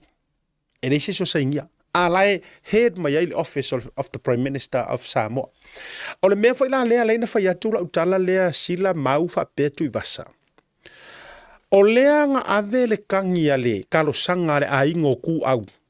I le office o le palemia ave sa o le kamaika i palemia. I songa lofa mase fisoso nginga. E lave ai le case lea. Ave fo i le ombudsman. Po le official surfa inga. E o mai le kaimi le ngei. E le ai le ai mua ma mau kusinga. Kulo ngai lole. Fa le ala o responda nga I pein ofa ya tutatia ese sia fa le tua. Ai tato wo ile aungole o le issue. O le mingoi le official pan mia. Le ala ua makua maua I le vavenga kali I. A lea ka akikia uma isi mau ngasu marikele. Even le saungoa mai o le fionga kama ika ipane mia. Le se mea. A lea la ua matua vave ke le amainga o le records lea ma le amainga o le kusi lea. E wha maungi ai. Ya, le keiso sia foi tulou. E le taumo whainga o sia foi tina po sia whale tua. Ya, e kiria mainga ia mai le wha matalanga sa whai. O le aso tau whiringalo. Amata mai atu I vasa. Ai o le te talo foi. Au tātou te toi a whea fua le whantua lea. Ai a whai tātou whaasoa le issue. Le winga la utalo le issue. O ai e vave ai le responda le ofisa lea. A o ai e whaamaka iwi iai. Lea la ua tali mai le maja upu lea. A o lea whakarikari lea kungu ue o se whaamaka langa le fionga tamata I pāle mia. Lea I se upu e kasi wasau le mea lea. A e o fo ilai sana tusi e tali mai ai ma tu o tu au. Langa ave I ai le karusanga. Tio neo, e le ai fo I ma se mea wakadia. O le aso tau whiringano. Peo ta o toa I e vaenga. O lea o mai kaua. O lea ave senga mai o le swafa o si tina lea mai de vaenga le wata. Lea ua vave o ngā mai le respond lea official parmia. Alonga inga la pe foringa mai. E ka uala ya la kou le ta ua lea o swafa ki ngā lea pe a peo se kule le la ke popo e ai. E ka ua ngai lo le ola kama kikire o tu aua maliu. Ya ka ko fika ye fanga yo ingor me ye wa ka ko bo ye de fa pen ka ko la be o no school before yo le ka ko wa ya ko era me va ve ma ye si va ngare officer pan mi ai me fa ngare fa ko ngai me fu ai mai se la ko kat ya o ku se e maria mo ka po de kere so manga ku ye mo ka pu de ai pa ngar pa nga so mai kau ia i mere o ke kilo ia i ko nga mere e ole si ku o ka ka mangelo bisa fasa lau ia pe a change manga ya o lau su e lau ko fa siata e pe vo le pe ko vai de me vo nga le nga yu so Joseph ai kami ko Joseph e nga la ko ni le rua fa ka o kumitiana a lenga ko o i ko i fo ya ko ai si ia kama kikiara a le la ke vai o fa sa la uma le kura e pe fa ku me la ko ma ka nga ya o si o kama kiki amu ia o asia ka kiring ka fa sanga ka me ki o ingur fala inga o fala nga o sa o kari pupu o kure ku sai mar vai nga le malo fa tai tu vasa ya ro fiunga sila fa pelu se mau ya yo wa ka mo fo mo ka kau pole aku asi atai mo ka leilo ko ngu po ofea ko ngule mo ka fai ai le kala are ko inga nga ka fier ka vale le sa we ile mele ka fier ko inga ka vale le ka fier pengi ile mele ko fo e ku mangi pengi o fai asi ma le e ku ka ko inga pe ka pi ore fa na ku no ka ngolo le ko ai fa pe mai ko le tama o e lo si la fior ka vale le maro ka vale pa me no mar ko inga a o fe ka ke malo e ka pele winga ro pa matalang asiat ole e mongi au asiat wa ka lei lo wa ka ngofo mo ka fa sana sanga ya ole lang o fe kong ele ya la wa fionga mo ka lei lo ai se lo ka ke ko kuri du mo fa ko ole fionga le sa pa pito le fionga pan ka ko kuri du ma ai du mo lo ofisa a fio maia e kasi ale ki e kakana o mai loko o mengi o le fionga le tama tai pa ni a o feo ye o le fisidi o fea o yai o le o fe ka ai solo fa alo le mangale le mele wa yenge a o fea le o fea for langa nga fai fea for langa mau ke o akula ya ko kiki aka ko kwai ke o le mea sa o asia tamar ka ko se fa ringe wa ka ko kuai sa o ua makua kuai ya le mele wa makua afu le ya ka ko le wa ka di mai kusi au fea le manga o ngala ingo tu au ku lo ia le ainga malu fa fonga mai ia masi tamari fo le sa fai pule la le ta o lon swafa ia ma le tai fono ole vaenga fa o pai fast tu lo le fionga lau o manga o mangi nga memoria o fea e wa fai ia fa mo ole ha ene me o longa winga pe fo ringa mai nga fa ki e ma fa se foi fa e le kau fa nga malo le o sa ngei ala e control mai ka nga ia sai fa nga malo ko ka ko malo la le me ko ole a kongu le mele ka ko ke ia o ki nga i makaringa le vesi ki nga i mare u le ma fa wa ku ngei me ole o fe ka ha i solo fa lu le manga le tato fa nga malo o fe e ka nga ko fi ngei ia pe o tulanga na siata waka fia manga o ka ke o kuia ka ke ana ku ka ke fa sanga ia kai che alo no fa mai ko ke le alo no fa mai ari o le ngai o le aku le ma ko pa u le sam io se fa mata nga le asia ka ringe via fi tani to ile fa sili malo fa tai fin ngalo mau na se fa bu po ngai le vaenga fa tai asiata ya e pu har ka di le ko ngam ka fa aka kilo i le mta upu pe ona vave ona momori e toi pe pam tūranga pēnā. Mai i le mtanga luenga palemia. Ma le tūlanga mta upu sa ave ai se taro sanga po o se tu alalo fo ia le aingo tu au. Ya, kako maho faula ia tama ainga. Tama ainga la aingo tu au. Kako kele lua kako ola karinga iai. Tama ainga fai business. E fai business e lava kama ainga. Pe o la una tari a siata e fapupu ai le nei a fiafi. Mea kau tama ainga le mingo iai mengi. Yo amu ia ila ko e lava kama ainga awai aku. E ave e fa momua. Yo ai kalo fai ya kako ngei. Kako ngei malupe matasila matui vasa. Na to farva i malai. E mawalalo tūlanga i tama ainga. Ili ropo na kai meo ben fa solonga ya kako. Ngana nga fa lolo. Malo faptai. Faptai fina ngalo. Fa lia le au ese fo i so vai vainga ma se manatu. E na o le matua o fo le loto. Ma le tilo atu.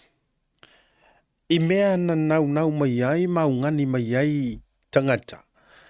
E avaturu fa atua duanga ya ilanto o le alanto o atu e fai mea sao. O le alanto o atu e fight ia corruptions or whatsoever. Ala le pinge mai ai mea. Le pine mai i. O le ale winga o le tana. Vave ia nga kaliangi. Awala nga tau tele ilua po le palemia po o ilava au le office of the prime minister. Now, ya, e ai fo ilo ukari kongunga. E le ise mea a fai o le puli. E le ia ma se mea ma whainga whai elau au whainga luenga e au ngoa ma le longonga oe. Mea pengi tatu. E le ima se mea ma se ku ai ngā mea whapea. E le ia ma se mea e ongo ma whainga. Ia se iwanga nā ia puli vai managers ma mea whaila tau discretions ma tūlanga whapea nā. Ai, o le melenga kusia ku ia le mātuo tū au. O mai le aso, ngungu le ofisa o suru whainga Samoa. Ngungu atu ma le ofisa o Palemia. Po o le fionga tai Palemia tu lau lava. Tega ka whaku vela kala, whaftai tātou por kalame. Awae na o tātou wae ma whai na whaia, na o le tautai ia ea e ma whai o na whaia whaasoa whapea. E masawi o masawi i. A o isi uma whare whaasala lau tu lou te le whatu whapea. Whaftai a le whai e tano ava, la fu e whai e. But I'm talking about the ala douia le e whamai e fia tutu le vā. Ai le lopo le ale vā le tutu wai. E o ai se whaasanga o sesi e whai se kala ia kuila epa. Kuila epa sa ilele maria le ngau. E o ai se whaasanga o sesi e whai se kala ia li mongi. E le mawhai.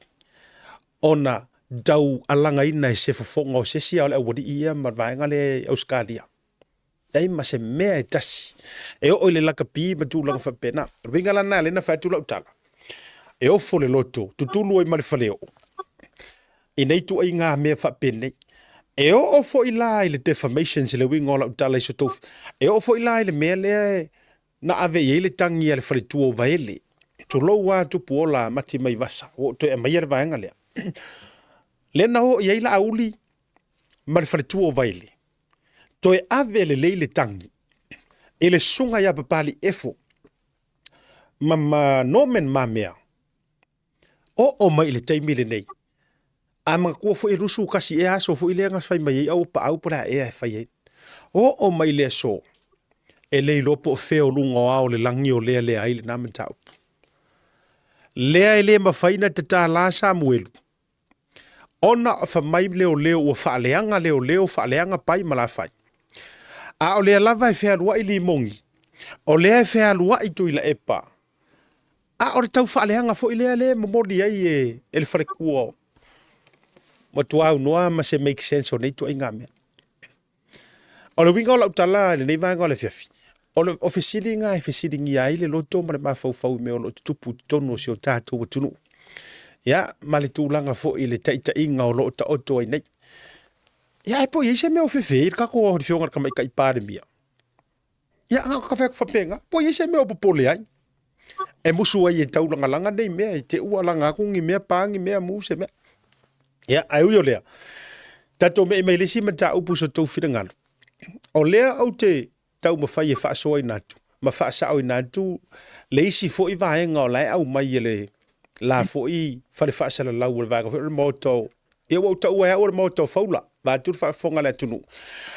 O lea lana saua i nā le tangata fo i lea mātou mai sa vai le tangata lea e whamai o i o le fo mai a ua lena to ele lava i le whainga balot.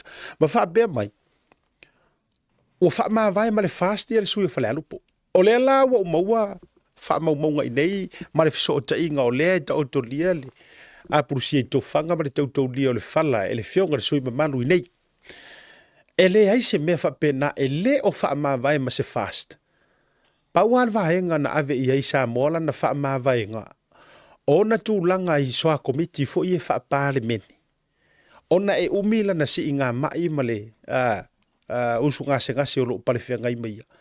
Ai tele vaenga e fia whata ava vale i sa moa i komiti. Melea, wha se kua nganu ese ia ia. A o lala vai tutonu o le pati. Au te loo molo maua isi tala e o lui sa moa. Wha pe u wha maa vaele sui o le fast ma le fast. Ia iso rofira ngalo mau wha perse fionga e asila. Tai asiata po lelei lava le sotainga. Ia, manino lelei. Ia, whaftai mo le avanoa. O tūranga lea. Se mele i loa i mor whaipule toa loto. Oi, toa loto. E le losi vale i meta tupe. Wa o se si whaipule lea o le laiku poi lea. E ki ngā ngai loa ngase. Ai le manga o alu ese mai i wafu e maua alangi. E maua tūlanga i totongi o komiti whaapale mene ia. A o la fonga ia wa whai e. Ia o ngā vang wha whai ia wore o koe mwhainga le skala. Le se kupe. E le o koe iai se tau tua sa moa.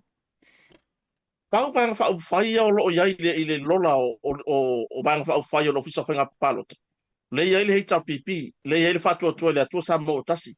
Le iai ma le SNTP. A o le tau tua sa moa. O whako whaso i fua. O ke le lola ngi ka haka pora le merenga o mai runga whai kau whaleanga. Se foi mauru lunga fai longa a ka polo fesa o ma kwa im faisi ma lunga le polo le ka ka ya yo a le winga la kwala e le o mama la mala le usirenga le mai le fionga foi le fai pulo lo sa ili tong fiti ya tunu mau wa anga mala malama e fai ngo fiena mos fina ngalo a fai foi fai kau lava ki nganga mala malama ai wata ese mal fina ngalo le fai pule mera le ka o le loko ele le yo a wao me moli lava fa fetai lava ile fionga le fai pule ya fuyono ona o le tūlanga foi lea e pe ona moni e lau sau noanga seta ile tūlanga foi lea o lo whanga solo i anga luenga o komiti wha pāle mene i mata upo o lo whanga solo i ala tonga luenga e mana o mia le sau o seisi sui e sau e au wai ina ia wha a tor komiti ai se wha se tua ngalu le fionga le fai pule se i manuia mai langa sailinga tongfitinga ia tunu mamau. Ona loa poila ia le peto fo ia i komiti le iai. Au tūlanga le iai. Se wahalu wha alou le mangare tūlanga i whasara launga. Ai mesa le ki o le sing. E kūlanga le iai. Wa kakaka ki wa makua ila lafi mai kua le fionga pa ia le atua. Wa nga wha ingoa le pokalame. Maota sa moavi inga le atua kalo whai le akua. Kalo whai le akua. Eoi, ua makua i kuku mai ngai kakaka i kua. Ai lau mane mawar kuspa. Ia peo kwa vai mamar kawale hoi lale yere. E ke fiu e wha ola le ola. No winga, e ne koi ola e pe. Eoi, or tūlanga nā le iai. Talo whai le, ila fionga pa ia le atua olo kuku mai ngai kakaka kwa pe ngai kua. Eoi, o aku foi la ia mangi kakaka wa kau ma whai longa maulunga. E wako le mea e kasi. E rei se kulanga hoi le. Ia ma tūlanga le wai asiata. Ua alua i lalo lea whai o i lātou e whaina muri ai. Wo o ngai ko inga mangai lo mako kuskusi bai. Sole, o le mele iai a mako wha fia whalongo po angi me o kupi sa moa e saunga o me pepelo amane le mawhawhau. Eoi, talo whai lea tua. Lo la lafi matutu nei tangata i tua o le fionga pa ia lea tua. Peo sa ta tali le tu saiban nei ta upu a seta. Lo whawtai lo fionga sila. Ia, whaktai e set, mana whalongo ina lava le angi alsi, profesa le. Ia sila fia hoi le ke lea profesa e le loloko hoi se kou whaia ma se wha autotanga. Ia ka e sila fia ale profesa hoi le e manga kua le oloko profesa hoi le nga ma wha le kongu le wale lea sa uso mai male akua o ngar kingi ke wea o ngar e NUS. Ia nga ngofo le makakaka solo le akua e fele le mai mua tiksen ria le kingi. Ile lang fai mele lo makua. Makua la ki kere fai ayo le professor. Iyo pela le karanga ko ile fa pe fo professor mai ka mai. Ya professor fo ye wa ya. O vale alo fa la si ko inga wa. O fa so inga makua. Ye wa ka ko kere lo fo ya lu ngole. Ya ole kulanga I kuwa inga wa fai I winga I maka upungi. Ya ole kauma fai la vai vali fa le anga fai nga malo. Pe ole kulanga nga le ki fa no ngo ku ye pe nga sa ngo ko le uso ya ma. Ole kauma fai la vai. Ka ke fa no ngo ku ye ile mele. E uro ka uro mo ka mo ile ngoa. O maota vi inga ole ele ka ngore me ba ka ke fa no ngo ku ka ye wa. Ia lela ye ngai ko inga ka mama ye. Ia Malaysia me ngai ka mari e ko rua ye ngol. Le fa pe le fai pule. Ia anga kausi mama luangi ka mari. Ia o le ala vai fai ma o ngol o le fo ia la le. Anga kausi mama lu o le vanga lo fa ngie le tu. Ia le nge ia fai ama o lunga. Ko ia ka ko ia wa ka ke le fai pule. Ka ke o mai so le pule lunga maka fa pe ngai ma o ko mengia le tu. Ia ole o mai lona fai pule I lungo mea ia fa ka singa so roi kumaro. Ia ole fai pule a ia vai kele kulo la fai aku pela o kala fai pule la fare. So se kai me la ele la unga ngai fai pule se mea le kumaro. Ia wa ko kiki uma ngai ma singa o la unga e winga ile I place kenge ole. Place kenge le sa ia ole fam singa. O kele mana na mai nga paunga ole kanga kale ngo foi vai kele le sa wa ia mana a se upu se mea le kumaro. Le se me kasi o le kumalo o lau mai. Nga se anga ia maka upua ka uia le sa ula hangua nga kai kane mingi. Ai se ngopo fa pia. O whangua ia I vai kele. Ua kam koe whaafo I mai whangua vai kele I kanga ka ngua vai kele. E le se mea fa pia nga o mai mau ai song keni. Nga le la au nga le arua fe mai le kongi o le place kenge le sa iai. Le nga ngopo ma ku le whangu le uro le po. E arua fe mai iai kana. A fe mai. Ia pe o sa wau nga kuaralo ngai ka mari. Te o ia kausi mamalu. Kausi ia le mamalu le tangata. O na alo fangia lo le tu. Ai ole o mai so fa kasinga. E fa Amerika la a teo amos ai fa ngai a teo amos. O le mau alunga o lawa. Ia o le mau alalo fo inga ole. Ia sa utari tu le asia tele.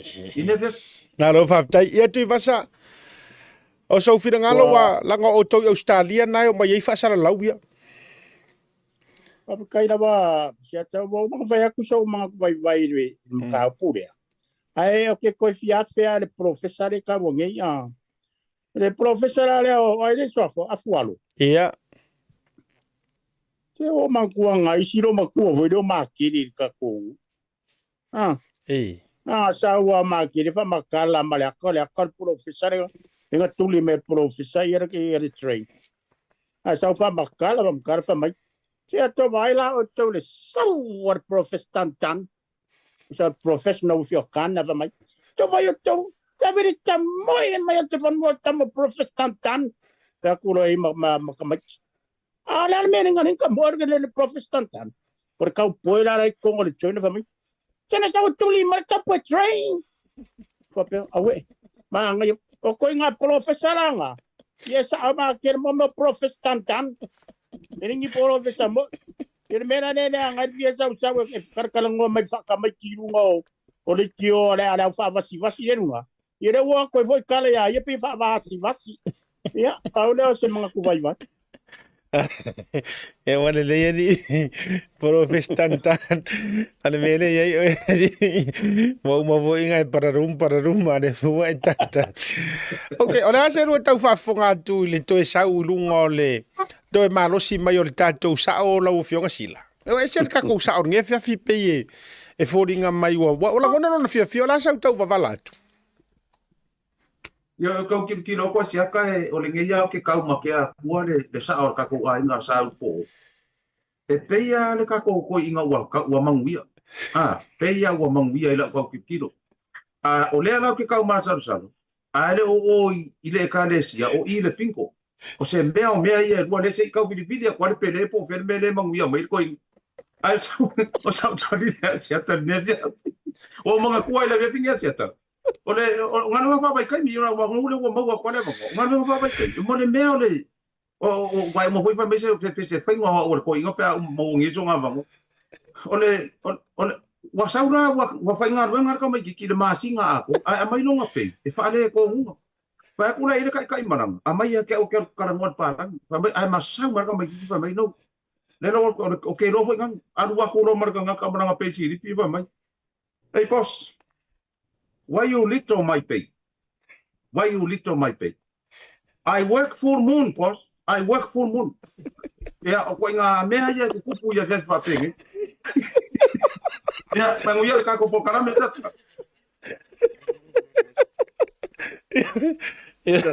Ya, sau mai kota ole se sau ba ai ka ko inga. Ore mele ole ke ngofo maku fe siri lo ma fa we fuar sau no nga lupe matsila. Ile mele ole manguia. Awai pawan me ke fa rongo I ko nga upapia. Bombe o mai pa. E pe aka kala ngoa fu de upuku sa. O nga ko fa puale sau no lupe matsila. Ya ma ko kalo fai ile uso matua ya por sa o ka ko mafka. Yo. Lo vi se mai fa penga le manguia mai ya ai ile ma uatan no nga o ma matui vasa e ke le ale mele le lu fo ke ra bon menga ne pa fia ya tu langa o tato proclame pe avata si matui vasa e mamma o kilo tui vasa ka longa le arbi e le kilo se pinge e le kilo le mango le pinge ai e ese o ke le ka ua kula le ai fa fo matui vasa o ke le ka ua langa ma o ngar kan e oi ar ka mai kikiria le sa ngo e rupe matsila se o man ko lo walon ka mai ave taxi nge Yo, kau no le meni na kuasa si. La akro marko inga sauron palalang. O mai loe o. Palang e fio ka fau kwa. Yo, ya, o maloa. O solo kon ka vate. O pe silia si ko inga ko e faile. Le fia malam la mai. Po le ale umi e fia masinga sa wale ba mai per ka ia ngai sambo. Yo. How many moon takenu came from English, usal meraway, wale ka o Britain, au ka usao English, the Britannia. How many moon canoe came from English to Samoa? Ya, or kama ko nga si kama kikile sa no ilu pe maxi. Yo artulanga na vaya ko le ne ya fia file la fo fia tu vasa malo tu vasa kalo fai. Ya, malanga nga falo alo. Ya, o te musu ai la aloa I tau pena. Matu se awa noa I lau fionga sa o e whaisau sau noa ngai nei vaenga pe tau sa o le wavala mai ala uso I Samoa. Asi ata mo lo sila fia. O le lau kari aku I le sau ngai ka uso yang kuai mai angai. E whapea ule wo fia pe se meo ke fia ai. O anga ngafi. Nga umane le mako nga sa, umane mako sau ninga, whaide mako ko ngai. O fia le uporeria ngafi. O le mea warenga o fia ninge aso. O whamao ngera upulea. A o e whatatari le ni. E whafowina lo la tō malosi. E peio apa au o le aeto. Peo le mea ngalo whafowina lo malosi. O fia o ke whakarikari lo wali I lo paola. I can't wait. Ea. Lo pe maksila. Ia sa ungi lele I lau o whamai lau kamau. O ai fwoi au. O kuilo matanu. E laku kau sang fawe ave o ele skala la kamo e mai o paloka. Ke roko rua mai marimongi. Ia fia la ia le ngā. O faru avatu. Ia ae. O se tari aku ngai kuse foi man fafsiri ngai o uso. Alo whaftai ia I o lua manino lama. O le kako sao. O le ua tapena e lele wha aeto. I o lua... I o lua manino lama lua malama o le tatou sao. O lea ua tapena e wha aeto. Ia, ele ila se vaenga fo ile le langa o le ua kari e kangoro ka maro kuspa ia.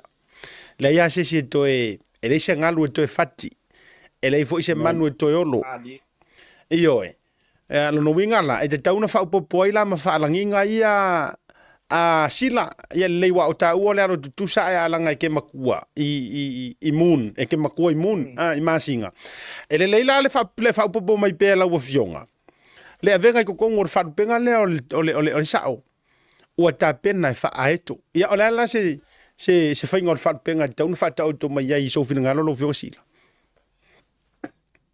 ia o wharupenga e kaunga ku iai ia wa ku lau lau ko whaere sa o ka ko ai, ia, painga ka ho i le tau tonga le moe lua o soa tusa, ia ma umasiata, ia ole tātou tamana whata whewhea, ia ma le tātou toi ina ole a lele wha aetu, ai rei lopo whelele anga ia, pēna o tu oranga.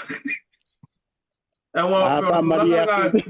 Lai ona sai mai pea la wo fionga sa ona sai mai pea to va tu lo tai mi tatia mai o le se tau fono atu wa mo foi ave ya maur ka mang fa café po le foi se tau tongo la na va tu le pe pasie so fina ngalo tau ona sai mai la wo fionga le sa ia to tu pera no asila Yoi, ona to fa sa o le tatu ai ia va le foi alo tu sa ole ia ma le tama mfata fe ia ma le tatu awa le ngo ko viside ku ia ma le tatu sa o le a lele fa aeto e le lopo fe fa tu ia ale lango ko vesida ku ngeile ile sa o fai mai o e fa tali modeli fa fo wino ro lato malo si pe la o le vesidi la o ala o fo le aeto e fa tali ai modeli a wa pe o le menga le ngo vie fa vesida kwa ile le fia sia ta wa ka ngo lo po a ko ngo fo le ae ko fai modeli e fa tali le fio mai o le se taimi sa no mai ia le fionga le sao i ona ofu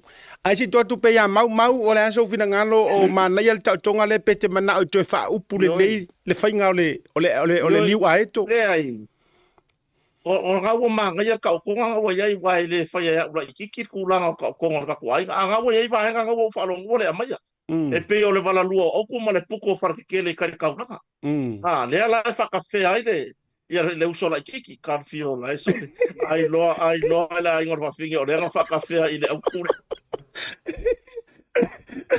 ai le aso fina ngalo le falanginga le langa o le sao le la pe sa uni fa aito o le ase fa punga le lei ia nga ia falanginga o le alele fa aito o le a pe o le ngalo e fati ai au nga i faki pisi nge ke o sua lua le la vai le fa ka fe ko le uso la kiki ia la o fionga sa na fatu le o lo taimi nei tadi mai ai fatu langa na fa lupenga ia me se foi la o la e le taimi o le a esa uni lele fa aito o ia ingo le skala o meange i o fa lupenga fa ofi ko kongu o se e makua kapu se mauar kispa iang fa popo ia ke fa malu lua ku fo i ka kuai ele mfai ko fa popo si me o manga le skala le ia fa lupenga okay ele mafai la ko fa office si me fa pipi ia o sa ko kadia kulenga ai okay mang le i po la fion pa ia le tua wale fa ai fa pe fa lupenga ele o makakia ai ku ese mai upo la fion pa ia se o tua fa pele loto ia le tulanga lai le la ei em fai na sau no mai le la ei walanga ile o se vaenga na wa afia fuoi a o lano le fesiri le fa pe mai o ala ei e te fa tali ai le vaenga le voi le o mo vai aku le la e fa maria ku la fion al fonso kalai a veces fa mo ngai ai le karia con ore ka ko kanga nyefia fia ore fa po alo ye ko ken so ma kwale le wakule ko ya pa au ka ko i lai pa ngaka pe i taman fa malembo vai o fa ta ferma ia ana ia pe te rua yo ina vai ngale langa o me ka ko ori ko pase i pe ke yo inga ro fionga sila pe ia se vala te mana o tu pe me ia o ia lava nga ia e ka oki mai ai fa alangi lang ia ka ko mai i pe ka ko nga ka ko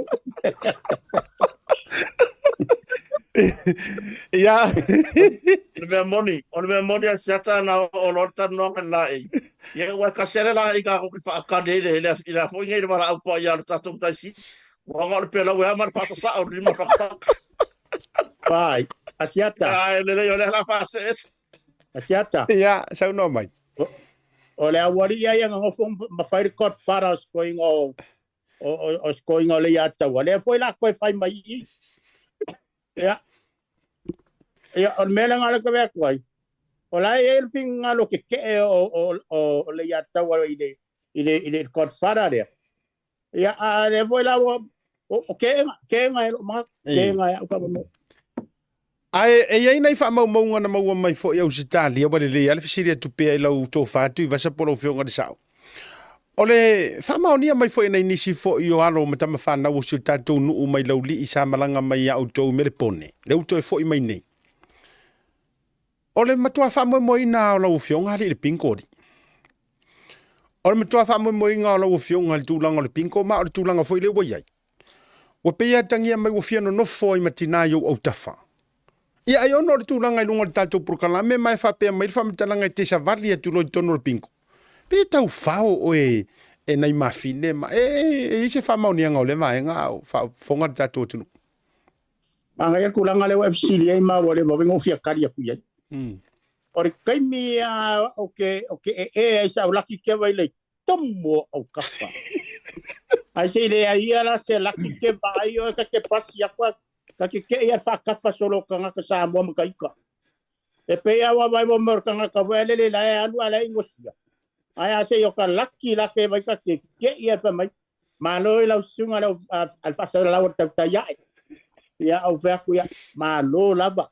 Ia ai lange pa mai sala po ana tele ni tupe o batito tupe. Berkari aku dengar mare anga mawala lo ia vai ngolas.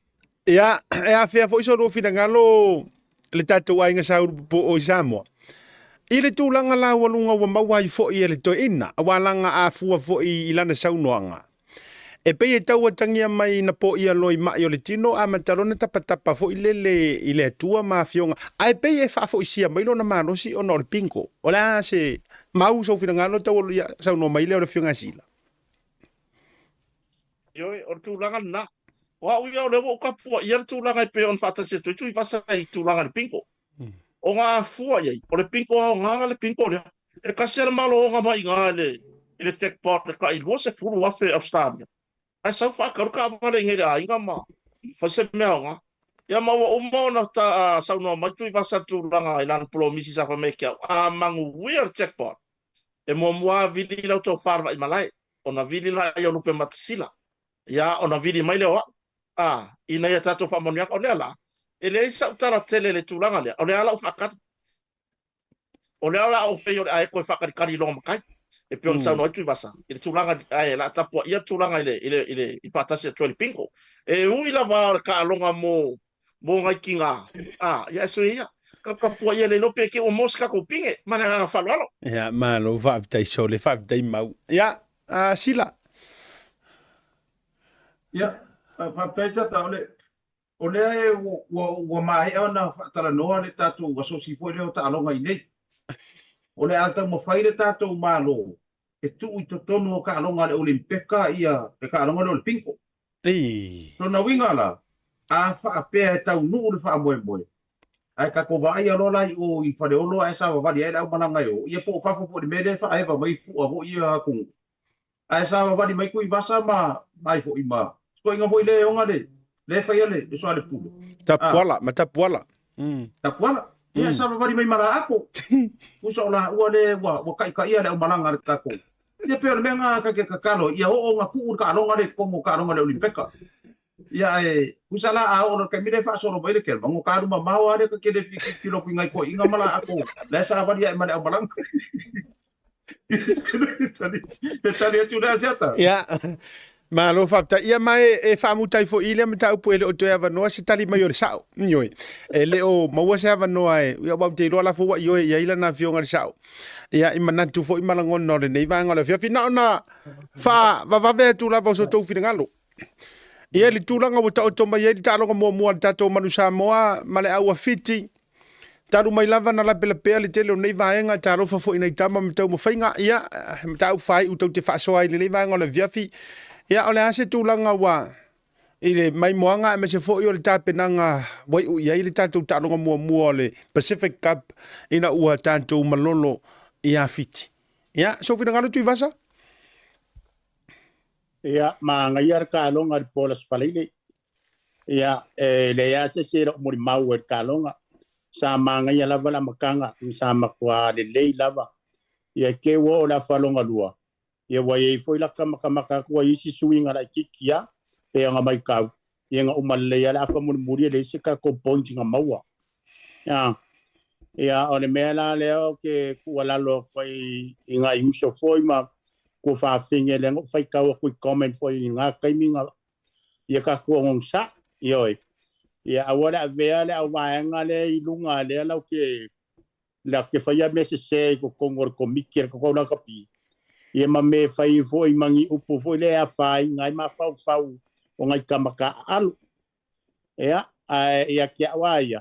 Ia koe ave pea se ka kou whamalo simonga i ka kou uso ia po ngi whangau foi. Ia mo lako saungi aku lako kalonga matonga.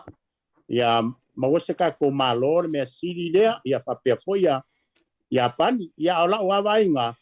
Ia wamako ilea ia se ka kou points nga maua le awha nesi fast kurmi kerenga koe. Ia on ngā mea ia. Ia ka e whainkaango ka ia iso ka mana maangan mea ngā.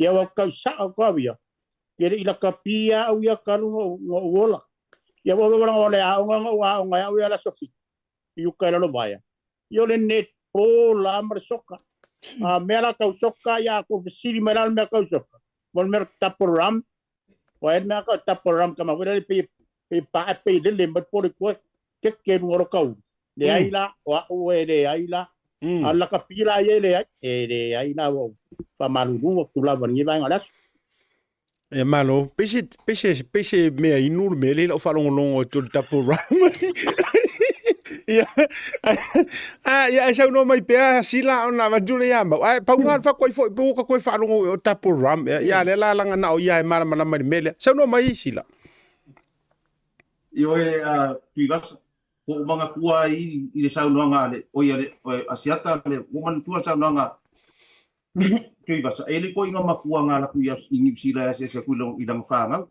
ai olonga finge la fa ya onga ila onga hoina ka mo ia wo mai ngila le mai ka imanang fanga o le po pa kua ba le mele ka o le ramen ko ke le ke fa no no ku le pero po le me ingu le fe ka lenga kui basa de wa ka umai ka ko ngie ia ai o le kala la wa sangile le ke fanga o ko i o lo fa ia papa ai o kula le o ngar ko i papa o le ale papa langi o le palai mau i leu ki bo le palai mau ia ke lo wa fai fa fia ka mai ki le ko inga lai ngingo nga ko fa ia ku fa ko ro le ko inga e fa liu mai ko inga mai o le true story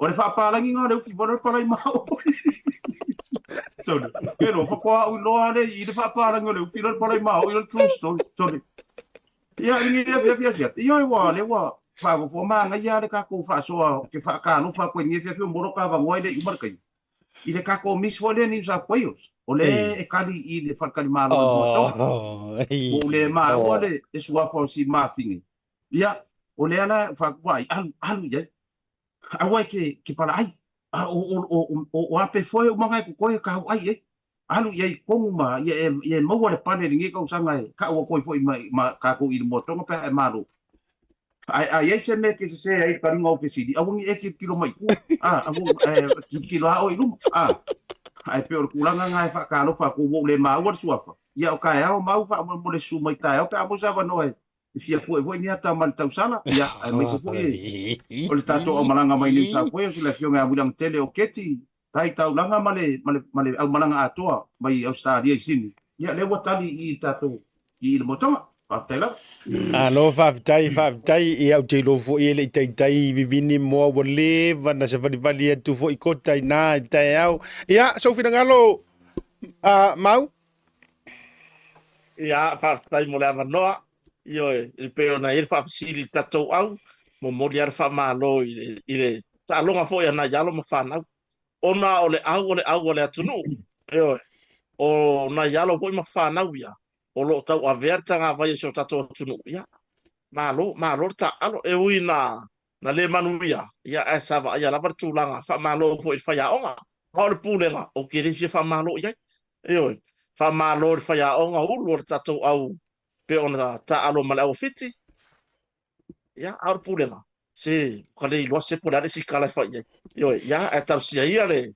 tapo inga le tunu ile si tato ta alo le a mulmule ia pe mo wai se tato manuia pe se tato malo ia se va no le ma fa foga ma tato pulenga le fa ya onga tato au ma tato ma na ya lom fa na o tato au awangi o ko mafau fo ilele I vevesi o lo i kaimingi yo tota alo i le ngo Samoa yo e ui lava nga hoinga nga whale kongure pūre ngā reingi a yo tō wō lava o lo i tapua i ngā lea tunu i lo tō wala whaiva o tapua ia fo e wō mama pa anga tau tai ae ia mama tō uma nei le tō wha moe moe yo tu atu lava I luma lea tū e tāru sanga Nāru tūlanga a siata e pe o nā saunoa me fo ia rea whio ngā rupe matisila ia wata mea le e whatūlanga ia mo me pueaka Ioi, wai e me pueaka e ia kai whanga kui whapo e ia kai whanga I kongo le ofisa ia lea la wo whapea mai le whionga hoi le lipuna tatou kampania mo tonga ia le e se puenga akare I motai au ia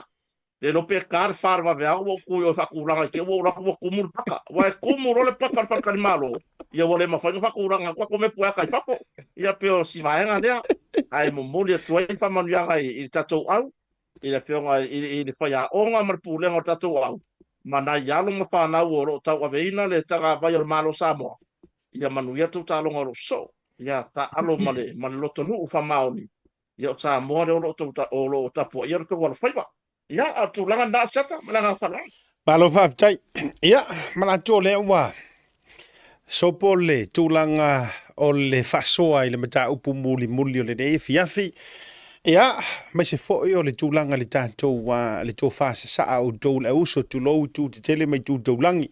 Suanga la foi o le whatele, ia o si mea ota ma si mea tunu o si mea ata, ia o whasoa anoa o le taulongolongo ai mai se o le timai. Ia, whaaftai tele lava I lo tō taimi. A wana ingalo Samoa, o lo whaia whaapitoa le tātou motonga. Tātou whasoa fo ia soko fua te itasi, lango sua fo ia le tātou motonga, ia mai se o le tātou whaletali malo, leo tau sisila mai ai. The motonga, upholstery, and furniture. O tūlanga dau I mea fale whaatotonga ina o maota malawa whale sā whale onga. Ia, tūlanga fo I ngā luenga mawhai o na whaia e iaia tātou masini ma tūlanga umalawa na o lo whaafisa o tai ole tātou contact o le utu nā tulunga le tau tisesira mai ia o le whionga I le whaalolonga a lupe matasila le au anai vaa ia o le purisili le o le tātou company lango sua le motonga fai sau whaatau mwhai fo ona fiso ta iatu ia a fiso ta I mai fo I le tātou tau te ia ia te unei mwhai ona o fiso sani atu I le numera I te vilina whaato ai sau ora ia I tūlanga o le motonga whaletali malo te mo mia ya mo tonga lava I lo mafau le we fa fonga du ua tali malo ai le miss mai melebone ya mo le toi mo lo faanga tato fato fai ile atonga lusu ma tasi tu sanga ole alo ole fiunga vele Sarah ya mali tau tonga foi ya le tawaita ya Josie Salina mai yava tutunoa ya olai au se talia I le taimi le nei ya te loa o lo o yai ya fa I longa ina fo o na lua suma le tasi tau sanga I le so happy 21st birthday Chelsea mai ya ina yo madua yo tina ya vai le Sarah me se fo yo tama me se fo proclame asiata ma tau te ya el nevanga ole afi e alangala o uli fa dai le tatou mis mai mele pone ya ai mali le langa o fo e la o miso ke kapua ya le nai va tu te vanga o la eu te tapu ia fo ilango kinki mai matou sava o le matou misile mai o I America ioi le misile mai America taba ita ia Josephine le lai tafia ia po Joey le lai tafia ia o le foke kapu ia la si mako mis mai gengi usila le anga le tene matou mai satu paitea ia ave ia le tatou lango e mesi fo ia o tatou mis mai nisi fo e tunu o ia le atasi ia le feelinga o tou le America vote for Josephine ioi tatou uma lava fo ia vote for I usila le usila la tou ia metulanga fa pena ia ai fa mluia le tu le vanga lo fiafi ia se avano fai u se vai ngai te u fia sau no se si o tatou lo fio sila me se foi polo fio ngai sao ia me se foi sunga ia mau e fa tau lunga le tatou so ta inga le nei vanga la fiafi la fo tu le vano le malanga fa lalo vamos mora se atanga singa mele fifa sa ku maria la sunga tapaton le yo le mis la ka u to farmacia le mis New South Wales New South Wales okay New South Wales ole mato mis ese le mea le mato kai fongo le fia mawaku se avango i ngā ile. I ngā ile i ka komo tiau ngā mo tonga wa mo maksira. Ia e mo le faukuanga mo o ruanga i uso. Ia lau ka ua mau e kiru oru whātua bea o e vaile le maweng tamarisia ngai e ka komisini saboyo. Ia e wa e di kere ngā kaimi ngā o lea ngā ia kure misi kongo pata e le karwhea ngā inga lua o aku ngā kaimi a whakarikari se i kāre baru kai au se o kaimi breakfast ngā ma ngā ina kaimi ngā ia mo se kua lalo ia e o alofa kere aku po i morka kou maftanga po ia e ma se po ia ka kou woma paanga po i lunga o tau te ia o se opun mumuri aku ngā ngei ko inga ngei fia manguia kere la sanga o koe o ngei vayasu. Ia malo whaptai, ia, la whatua nei wanoa nei te rua whatou whama ia ila uwhionga le. Pure sili o le tātou motonga, ia ai mai se foi ia o le uso ia mau o te loa matua luk fau di pu ngā anta amu ia foi mau ia le aso tai au. Ia, siata ia, naua, whaia oe ma sui o le tātou por kalame, mai al tātou por kalame le fiafi le vuo, talai tui vasa, ona le tātou taimi, mo ula ngona i o tino koi kiki a o ngā sa ngoa mai leo le, o le ngā whakati i ka kou meangi e whai wo makua opa male le whikau. Ia le nea fiafia siata o te whaatalo, whaato whaatu le atunu pele le anganga sa moa le whaafonga mai. Ia, le uso hoi atu i vasa, malo tu i vasa le tamu whai mai, whawhitai ho i mo le avanoa le motonga, e maise i mātou nei, nei uso nei, e maise le tau whāna vai malai. Mo le nea fiafi, whaatai. Ia, mau, ia, tau orunga mai, i lau usu ai le tai au, ia, i le nei vanga le fiafi. Siata le ia se si vai no to ma fau iai. O le ole ata pena ia mo me o stane kuai me poaka mo me mo rifa emo. Ia me tulanga o mai me fa pena, wanga wenga ta ma veo. Yo e fa fai tele le maro ta tunu fa ta si mai. Fa fai le via per ta ta ia so fua maso pa fai per. Aso umor vai aso e fai ma wo ma pa anga. Mo o i lo mo ta mo la. Ia fa fai tele le fionga le. Por auto fa vai ma life fa fai le fionga le lipule. Fai alu pe matsila le pule le motonga fai atu i vasa mo tato maftanga ne fiafi ai mai la lor fale o samone ia fato pampa so puato ia tato fato fale le vanga le fiafi a lofa tele atu mo o tou le uso soifua ma ia manuia mo le nei fiafi soifua siata soifua mau te tae mau atu felo faftai ia o tou runga ma tou fa so ma le uso le nei vanga le fiafi Taurunga foi mat proclame mo tu ese fatasi lava Samoa. Ia la foi fonga va selesi fonga va telesi le o de vanga le fiafi. Tanto fira ila so tayo tanto proclame masani so ta ia tu Samoa pe mo stato fatel nonga. Ia ma le fionga le tete fono. O le vanga fa fai le fatu tu le to Samoa utas. Ina nisi fo yo mata upo mi fo yo lo anginga I le fontanga le parliament. Ia iso no fina ngalo fa dia. Ai mai le lei fo I le confirm mai ai wa ole wa fa tu lava tatu tala me se fo tatu update o le na uma na feselingia le tatu te ya ele fionga fo I le fuyono po le fionga le sui mamalu tofio fa le alupo ma o la lava confirm mai ya paula me fa tatu o le tatalo ina ia joe fa fo sielo na malo si al tulanga le vai le atu tuanga ma o lo tu mau lava le no fo I la lo fa tu le tu sa mo utasele se me o suia ina ia fonga manino le pai o le tātou. Tino, anga le leile tua, to teibu re fiafi. Whaafitai te o tau I Amerika e ui ua tu neva le fiafi, whaafitai tele e lo tau lango sua ala le mai moina ma le sheino le nei proklame. Tātou I Australia, a lofa tele atu. Tātou I Samoa, whaafitai fo I le mai mo mai so o se tafo le nei kelope, po whea lava le atu, a lofa tele asiata mo o tau. Last but not the least, o se o mato watunu pele I Aotearoa. Whea lava le vaenga whatalo whatu. I lo whatalai ngā whisola I suia ma le tausi. Ia I lo mua. Mai se fo ia le se I o se tau ainga. Lo whatalai atu a se tamu le proklama le vanga le fiafi. Anga le leile atu a whila I la sa tai au soifua ma ia manuia.